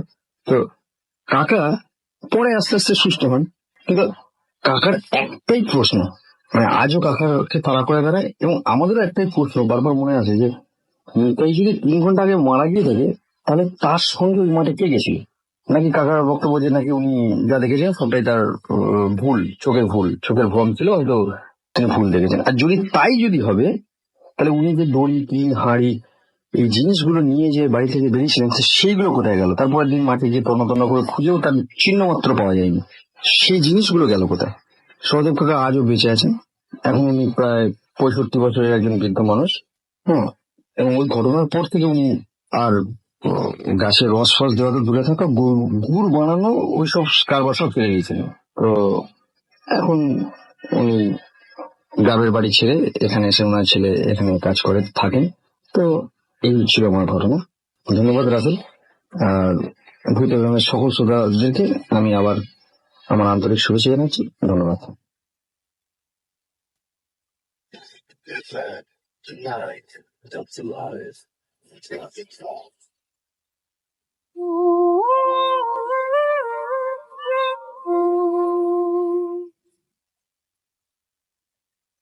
Welcome back. ঘড়িতে সময় রাত 1:07। পৃথিবীর যেখানে আপনি থাকুন না কেন, আপনি যদি ভয় পেতে ভালোবাসেন, তাহলে আপনি আমাদের একজন, আপনি ভূত এফএমের একজন, এবং আপনি শুনছেন রেডিও ফুক্তি 88.0 FM। এবং পৃথিবীর যেখানে থাকুন না কেন, আপনি আমাদের সাথে এনজয় করছেন আজকের দারুণ দারুণ সব ঘটনা। এবং আপনাকে জানিয়ে রাখি যে ঢাকায় এই মুহূর্তে বৃষ্টি দেখতে পাচ্ছি আমরা বাইরে, এবং বৃষ্টির সময় এই ঘটনাগুলো আরো আরো আরো অনেক বেশি জমে ওঠে এবং জমজমাট হয়ে ওঠে। আমি জানি না যে পৃথিবীর অন্য কোনো শহরে থেকে এই মুহূর্তে যেখান থেকে শুনছেন আমাকে, সেখানেও বৃষ্টি হচ্ছে কিনা। যাই হোক, আমরা চলে যাব আমাদের পরবর্তী ঘটনায়, তবে তার আগে কিছু SMS পড়ে ফেলতে চাই। আমাদেরকে ফাহিম খুলনা থেকে SMS করেছেন এবং আমাদেরকে তিনি বলছেন খুলনার স্টোরি বেস্ট। ওকে, আমাদেরকে এছাড়াও দেখতে পাচ্ছি আমাদেরকে অনেক লিখেছেন যে স্টোরিটা অ্যামেজিং ছিল। আমাদেরকে নাজমুল হক লিখেছেন, এছাড়া আমাদেরকে Sadman Saiful Maliha Holy Crescent school বড়শ্রী থেকে লিখেছেন। এছাড়া আমরা দেখতে পাচ্ছি যে ফিজু ময়মনসিং থেকে আমাদের এখানে লিখেছেন। এছাড়া আমাদের এখানে লিখছেন নীলা মোহাম্মদপুর ঢাকা থেকে। আমাদের এখানে এছাড়াও দেখতে পাচ্ছি আলিজা আনসারি, এমডি আলিজা আনসারি আমাদের এখানে লিখেছেন এবং টিপ টিপ বৃষ্টি হচ্ছে এবং তিনি রাজেন্দ্রপুরের কাছাকাছি এবং he is driving right now and listening to Bhoot FM এবং তিনি বলছেন যে ইউর প্রোগ্রাম ইজ জবরদস্ত। Okay, and today is my, আচ্ছা আপনার বার্থডে আজকে, হ্যাপি বার্থডে। এবং আশা করছি যে আপনার বার্থডে এই প্রথম যে ঘন্টাটা সেই ঘন্টাটা অনেক ভালোই কেটেছে আমাদের সঙ্গে এবং এখন দ্বিতীয় ঘন্টায় আপনি অলরেডি পা দিয়েছেন এবং আশা করছি যে এই সময়টা আমাদের সাথে খুব ভালোই কাটছে। And thank you very much, thanks for being with us. আশা করছি সবসময় আপনাকে পাবো ঠিক এইভাবেই। আমাদেরকে মোস্তাক বেলি রোড থেকে লিখেছেন যে তিনি, তার ছোট্ট বেবি মাহিশা এবং তার ওয়াইফ প্রজাপতি, তারা সবাই একসাথে আমাদের সাথে রয়েছেন, রেগুলার এসএমএস করেন। থ্যাংক ইউ ভেরি মাচ, আমাদেরকে রেগুলার আপনারা জানান দেন যে আপনার সঙ্গে রয়েছেন। জান্নাত ময়মনসিং থেকে আমাদের এসএমএস করেছেন। সাজিদ আমাদের সাথে এসএমএস করেছেন আমাদেরকে লিখেছেন। মুশফিক লাভ ভূত এফএম লিখেছেন। নিঝুম আমাদেরকে লিখেছেন অনেকই ভয় করছে এবং তিনি বলছেন আমার বেডের পাশে একটা চেয়ার আছে, মনে হচ্ছে ওই চেয়ারে কেউ একজন বসে আছে। ও মাই গড, আমাদের এখানে একটা স্টুডিও থেকে পাশের একটা স্টুডিও দেখা যায়, সেই স্টুডিওতে এরকম একটা ঘটনা ঘটেছিল। মনে হচ্ছিল যে কেউ একজন চেয়ারটায় বসে দোল খাচ্ছে, এইভাবে চেয়ারটা দুলছিল। অ্যান্ড আসলে ওই রুমে কোনো আরজে ছিল না, বাট পাশের রুমে আরজে ছিল এবং পাশের রুমের আরজে দেখছিলেন সেই রুমে কেউ একজন চেয়ারে বসে দোল খাচ্ছে, চেয়ারটা জাস্ট একা একা নড়ছে একদিক থেকে আরেক দিক। পালকি আমাদের এখানে এসএমএস করেছেন। বাহার আমাদের এখানে এসএমএস করছেন। আমাদের এখানে পুলক এসএমএস করেছেন। আকাশ সহ আরো অনেকে। আপনি যদি এসএমএস করতে চান মোবাইলের মেসেজ অপশনে গিয়ে টাইপ করুন ফুর্তি FORTI ফুর্তি, স্পেস দিলে করে আপনার নাম, স্পেস দিয়ে আপনার মেসেজ পাঠিয়ে দিন 9840 নাম্বারে। আমরা চলে যাব পরবর্তী ঘটনায়। আপনার নামটা কি একটু বলবেন এবং আপনি কোথা থেকে এসেছেন একটু আমাদের বলেন। হ্যালো লিসেনার্স, আসসালামু আলাইকুম। আমি আমিনুল হক সেতু, ধানমন্ডি 27 থেকে এসেছি। ওকে, ধানমন্ডি 27 থেকে এসেছেন। আপনাদের ঘটনাটা বেসিক্যালি আপনাদের তিনজনের সাথে একই ঘটনা ঘটেছে। আমরা ঘটনাটা আপনি যখন বাইরে বলছিলেন তখন অনেক বড় করেই বলছিলেন, আমরা একটু ছোট করে ফেলি তাহলে সবার বুঝতে একটু সুবিধা হবে। আমরা শুনি। প্রথম সময় ঘটনা চলে যাই। আমার ঘটনা হচ্ছে বেসিক্যালি হচ্ছে 2013 সালের সেপ্টেম্বর মাসে। তো আমি ঢাকায় একটা বাসটিতে পড়াশোনার সুযোগে হোস্টেলে উঠি আর কি। হোস্টেলে ওঠার পর 7-8 দিন কোনো প্রবলেম ছিল না, থাকলাম ভালো মন্দ। তো একদিন রাতের বেলা হঠাৎ করে দেখলাম ছাদে, আর আমি বলে রেখে আমি থাকতাম হোস্টেল 4 তলায়, এর উপর ছিল ছাদ। তো ছাদে একদিন দেখলাম রাত্রি বাজে আনুমানিক 12টা থেকে 12:30, মানে লাফানি শব্দ, লাফাইতেছে টাইপের কেউ একটা। ভাবলাম যে মনে হয় ছাদে দুষ্টামি করতেছে বা ফোনে কথা বলতেছে, এই জন্য লাফালাফি করে মজা নিতেছে। পরে 2-4 দিন পর আমি নিজেই আমাদের ছাদে ওটা যে সিঁড়িতে বসে ফোনে কথা বলছি। তো কথা বলার এক পর্যায়ে দেখলাম যে কান্নার শব্দ। চিন্তা করলাম যে এত রাতে কান্নার শব্দ কোথা থেকে আসবে। তো আমি ছাদে গেলাম। ছাদে যাওয়ার পর দেখলাম যে কোথাও কেউ নেই, ছাদটা পুরো খালি। তো ভাবলাম হয়তো পাশের বিল্ডিং এ ফ্ল্যাট থেকে হয়তো কেউ কান্নাকাটি করছে, ওই শব্দটা পাইছি আমি। আমি নিচে চলে এসে রুমে ঢুকে পরে আমি কারোর সাথে জিনিসটা ডিসকাস করলাম না। তো আস্তে আস্তে হোস্টেলের মধ্যে সমস্যা বাড়তে থাকলো। তো লাইক যেমন বাথরুমে ঢুকে দেখতাম যে বাথরুমের সুইচ অফ বা লাইট অফ। তো প্রথমত ভাবতাম হচ্ছে আমাদের সাথে ছেলেপেলেগুলোকে দুষ্টামি করে। পরে এক সময় দেখলাম যে না, দুষ্টামির মধ্যে গুলো পড়তেছে না। তো দেন আমার এক বড় ভাইকে জানাইলাম যে ভাই এই ঘটনা, তো আপনি একটু দেখেন। তো ভাইটা কয়েকদিন পরে আমাদের হোস্টেলের নিচেই পাশের বিল্ডিং এ যে দারোয়ান চাচার সাথে জিজ্ঞাসা করলো, চাচা এই ঘটনাটা কেন? তো চাচার কথা ছিল বেসিক্যালি এরকম যে বলছে, কাকা আপনি যে হোস্টেলে আছেন, হোস্টেল তো আগে ছিল নর্মাল হচ্ছে ফ্ল্যাট বাসা, 4 তলা ফ্ল্যাট বাসা। তো 4 তলায় ফ্ল্যাট ছিল 2টা। তো ওটা 2008 সালের ঘটনা যে 4 তলায় ডান সাইডে যে ফ্ল্যাটটা, ওই ফ্ল্যাটে একটা মেয়ে 20 কে সুইসাইড করেছে। তো পরে ওই ফ্যামিলিটা 2-3 মাস পরে বাসাটা চেঞ্জ করে অন্য বাসায় চলে যায়। দেন ওই ফ্ল্যাটটা যখন খালি হইলো, পরবর্তীতে যে কোনো ভাড়াটি আসলেই 2 থেকে 3 মাস বেশি স্থায়ী হতো না, তারা তুলে যেত। আস্তে আস্তে পুরো বাসাটার মধ্যে প্রবলেম দেখা দেয়। দেন বাড়িওয়ালা এক পর্যায়ে আপনি যে হোস্টেলটা করছে হোস্টেলের কাছে প্লেসটা বিক্রি করে দেয়। তো পরে উনি এটাতে হোস্টেল করছে জায়গাটার মধ্যে। তো যথারীতি ওই ভাইয়াটা, ওনার নাম হচ্ছে সাইফুল হাসান, যথারীতি ওই ভাইয়াটা এসে বললো যে এই ঘটনা। তো আমরা কেউ পাত্তা দিতাম না, কেন পাত্তা দিতাম না হচ্ছে ভাইয়াটা সবসময় মজা করতাম আমাদের সাথে যে এই আছে। তো বললাম যে ভাই আপনি তো মজা নিতেছেন কেন, এটা তো ট্রাস্ট হয় না। তিনি বলেছেন ট্রাস্ট না হইলে না কিছু করার নাই। তো মাঝখানে তো কিছুদিন ঝামেলা হয় নাই। পরে হচ্ছে একসময় আমাদের ফাইনাল এক্সাম শেষ হয়ে যায়, আর আমরা যেহেতু ভার্সিটির মধ্যে এক্সাম ছিল মোটামুটি যে যার মতো বাসায় চলে যায়। তো আমরা 4 তলায় ওই দিন ছিলাম আমরা 3 জন। তা আমার সাথে ছিল আমার নাফি ফ্রেন্ড, ও বাসায় চলে গেছে আর আমি একা। দেন শুয়ে পড়লাম, মোটামুটি আমি একা শুয়ে পড়লাম। শোয়ার পরে হচ্ছে আপনি 12টা থেকে 12:30টার মধ্যেই লাইটটার সব একটা গন্ধ পাচ্ছি আমি। গন্ধ হচ্ছে লাইক এরকম ডাস্টবিনে পচা গন্ধ, এই টাইপের গন্ধ। তো চিন্তা করলাম যে এই টাইপের গন্ধ তো রুমে আসার কথা না, কারণ আমার রুমের তো ঝুড়িটা পরিষ্কার। তারপরে উঠে দেখলাম যে না পরিষ্কার আছে, ভাবলাম হয়তো পাশে টাশে কোনো গন্ধ টন্ধ আসছে এই টাইপের। দেন 1:40 থেকে 1:45 বা 50 এই সময়ের মধ্যে আমি মানে আমার রুমের মধ্যেই কান্নার শব্দ পাই, হালকা করে একটা কান্নার শব্দ পাই। আমি চোখে ঘুম এসে পড়তো অনেকটা, তো ঘুম চোখে একটু উঠলাম। উঠানোর পরে দেখলাম যে আমার বিছানায় কেউ একজন শুয়ে আছে। তখন জিনিসটা মাথায় এতটুকু আসলো না যে বিছানায় শুয়ে থাকবে কে। আমি আবার যথারীতি বিছানায় শুয়ে পড়লাম। হঠাৎ মাথায় আসলো যে বিছনাতে কেউ থাকার কথা না, কারণ আমার রুম তো আমার কাছে নাই, বিছনায় আসলে কে। হুট করে বসে পড়লাম। বসানোর পরে হচ্ছে মানে আমি তখন দেখলাম বসানোর পরে হচ্ছে একটা মেয়ে হচ্ছে আপনার দাঁড়িয়ে আছে। তার চুলগুলা পিছন চুলের সামনে অনেক বড় চুল সামনে। তো দেন আমি আর কিছু কোনো কথা বলতে পারলাম না, আমি সেন্সলেস হয়ে যাই। সেন্সলেস হয়ে যাওয়ার পরে হঠাৎ ঘন্টাখানিক পর্যন্ত জ্ঞান ফিরলো। দেখলাম যে আমার রুমটা পুরো ফাঁকা, কেউ নেই। তা আমি যথারীতি কারোর সাথে জিনিসটা শেয়ার করলাম না। শেয়ার না করার পরে আমি পরদিন সকালবেলায় ভোরে বাসায় চলে যাই। তো বাসায় চলে যাওয়ার পর আমি আমার মার সাথে ঘটনাটা শেয়ার করি, আমার সাথে এই হয়েছে। তাও মা বলল যে এগুলো তো মনের দোষ, বাস্তবে এসব কিছু নাই।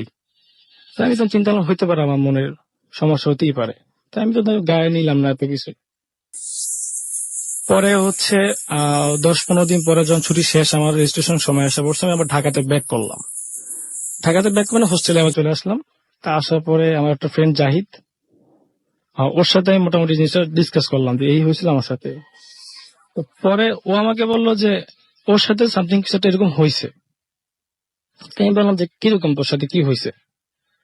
তুমি বললো যে আমি যাওয়ার কয়েকদিনের পরে তো ও থাকতো 3 তলায় হচ্ছে টোটালি পুরো ফাঁকা, ও একমাত্র ছিল। তো আসলে আমি বলে রাখি, আমাদের যে হোস্টেলে মানে 1 তলা 2 3 4 তলা প্রত্যেকটা যে মেইন দরজা আছে, আর হোস্টেল নিয়ম আছে যে রাত্রে 11টার পর যার যার ফ্লোরের মেইন দরজাটা লক করে লাগানো। তো ও লক করে রাখছে, একা মানুষ। তো ওরও হচ্ছে 1টা থেকে 1:30টার মধ্যে কলিং বেল টিপ দেয়। তো চিন্তা করলো যে এত রাত্রে করে কে দিবে, কারণ হোস্টেল ফ্ল্যাটে কেউ নাই। তারপরে খুলতে গেল, খুলে দেখে যে ওর দরজার সামনে কেউ নাই। তারপরে আবার আয়সা বলো শুয়ে পড়ছে। 15 থেকে 20 মিনিট পরে রাসেল ভাই দরজা জোড়া লাথি মারলে যেরকম একটা শব্দ, মেন দরজা থেকে এরকম একটা লাথি মারছে। তো এবারও মোটামুটি মেজাজ খারাপ ফিরে গেছে যে কে লাঠিটা মারলে আমি দেখবো। দেন ও এবারে গেল, গিয়ে পর দেখলো এবারে কেউ নাই, টোটালি হচ্ছে জায়গাটা খালি। তোর মনে একটু ভয় কাজ করলো যে বারবার 2বার সেম কাইন্ড অবস্থা হচ্ছে, তো ঘটনা কি। তো পরে ও যখন আবার শুইতে যাবে, দরজা লক্ষ্যে শুইতে যাবে, তখন দেখবে যে মাথার উপরে আপনার হচ্ছে মানে কালো পাখি সার্কুলার ঘুরতেছে। ও প্রচন্ড ভয় পায়। কালো পাখি? হ্যাঁ, কালো পাখি হচ্ছে 10-15টা পাখি হচ্ছে সার্কুলার ঘুরতেছে। দেন ও একা ছিল, কার সাথে জিনিসটা তখন আমাদের শেয়ার করে নাই। ও বাসায় চলে যায়। তো বাসায় চলে যাওয়ার পরে মোটামুটি দুজনে একসাথে আসি রেস্টুরেন্ট করতে ঢাকাতে। তারপর আমরা হোস্টেল আর থাকি নাই, তাতে কিছু করে হোস্টেল চেঞ্জ করে ফেলি। তো চেঞ্জ করার ফলে আমরা 10-15 দিন পর্যন্ত ভার্সিটিতে গেলাম। আমার বলে রাখা ভালো যে আমাদের 4 তলা এক বড় ভাই আছে, যার কথা সাইফুল। ওনার সাথে আমাদের 4-5 দিন পরে ভার্সিটি 4-5 দিন পরে দেখা হয়। তো ভাই বললো যে কি ভাই হোস্টেল চালায় কেন? তো বললাম যে ভাই এই সমস্যা, আমি চলে আসছি, দরকার নেই। তো বললো যে কি বলো, আমার সাথে তো এরকম একটা হয়েছিল, তো আমারটা অনেক ভয়াবহ। তো বললাম যে ভাই কিরকম আপনার এত ভয়াবহ, কিরকম? তো ওনার ঘটনা ছিল এরকম আসল ভাই। উনি বলল যে আমি যখন সকালবেলা চলে যাই, থাকে আমার 4 তলার 2 জন, তার মধ্যে ওই ছেলেটা পরদিন চলে আসে। তো পুরো ফ্ল্যাটটা উনি একা। দেন উনি ওনার তো একই অবস্থায়, এই 1টা থেকে 1:30টার মাঝে ঘটনা, উনি শুয়ে পড়ছে, ওনার রুমের সাথে ছিল বারান্দা। তো উনিও বললো যে বারান্দা থেকে উনি ফার্স্ট টাইম কান্নার আওয়াজ পায়।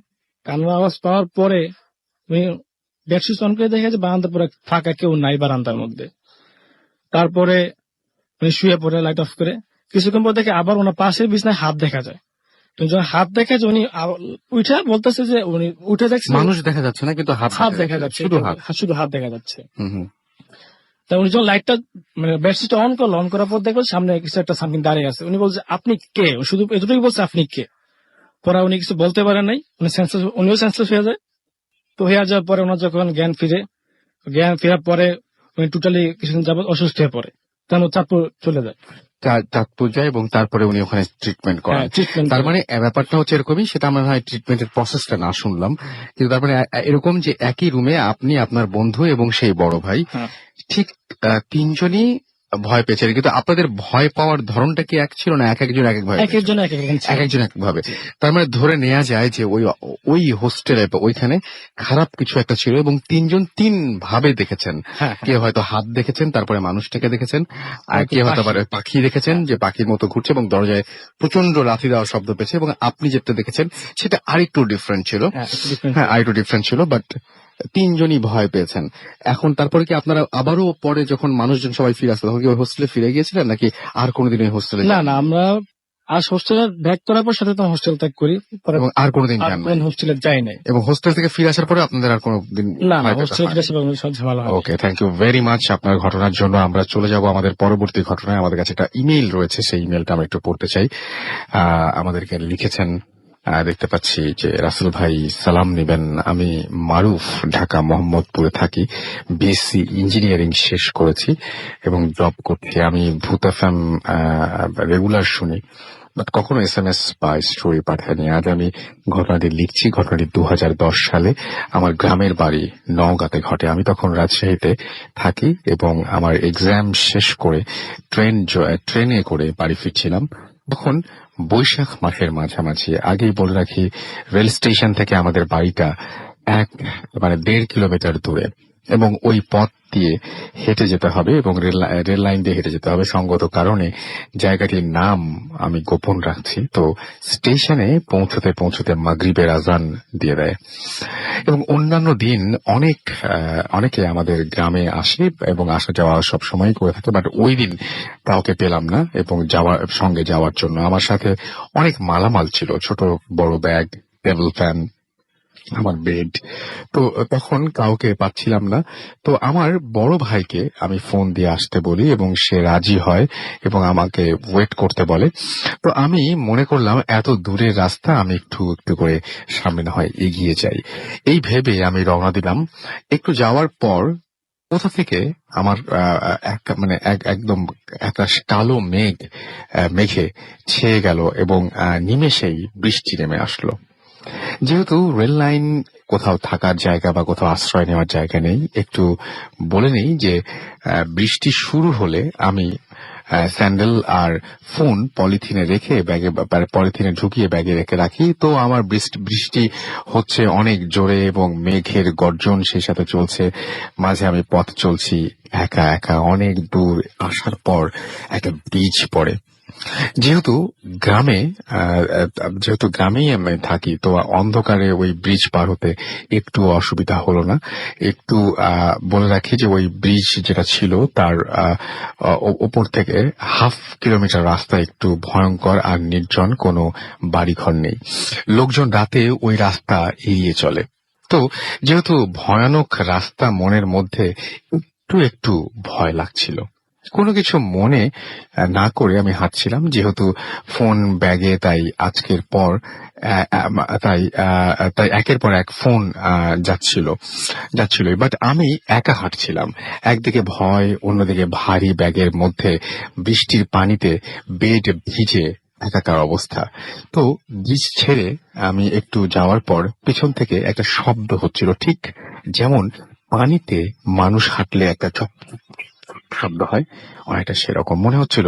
আমাকে কেউ পেছন থেকে ফলো করছে, কিন্তু পেছনে তাকানোর সাহস পাচ্ছিলাম না, কারণ গ্রামের লোক বলতো যে পেছন থেকে জিন, ভূত বা যাই কিছু অ্যাটাক করো না কেন, বিশেষ করে মানে পেছনে তাকাতে নেই, এরকম একটা বিশ্বাসের কথাই জানা আছে তার হয়তো। তো সেই বিশ্বাস নিয়ে আমি হাট থেকে এবার মনে হচ্ছিল হয়তো গ্রামের কেউ আসছে, বাট তাও তাকায়নি।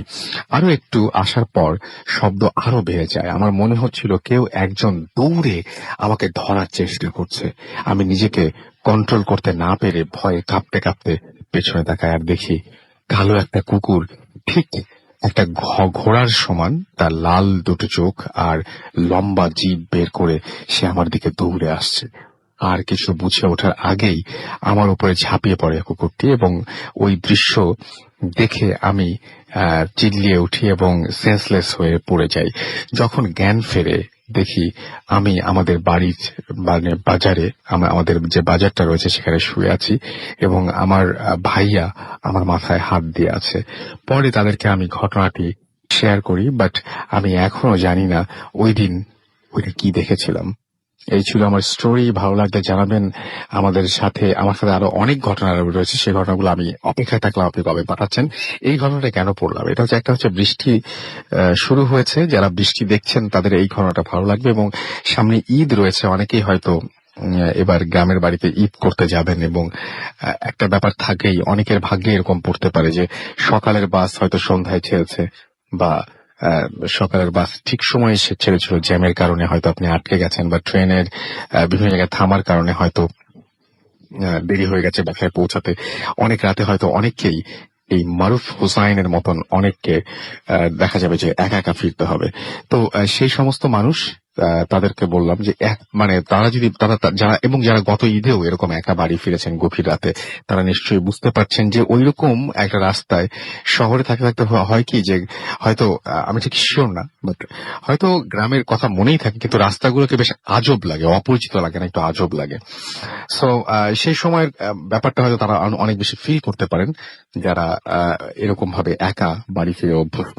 যাই হোক, আমরা একটা ছোট্ট বিরতিতে যাব, বিরতির পরে আবারও ফিরে আসবো। সেই পর্যন্ত আশা করছি আমাদের সাথে থাকবেন। স্টে টিউনড রেডিও ফুর্তি এন্ড ডোন্ট স্টপ দ্য ফুর্তি। 49 মিনিট, আমরা একদম শেষ সময় চলে এসেছি। আমাদেরকে হৃদয় খান SMS করেছেন, লিখেছেন, এখানে কমেন্ট করেছেন ফেসবুকে, এটা কি রিয়েল পেজ?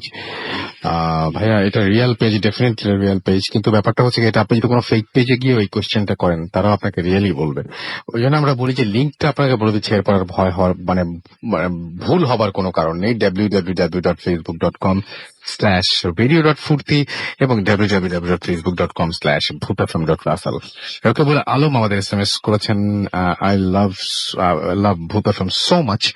মেঘ আমাদের SMS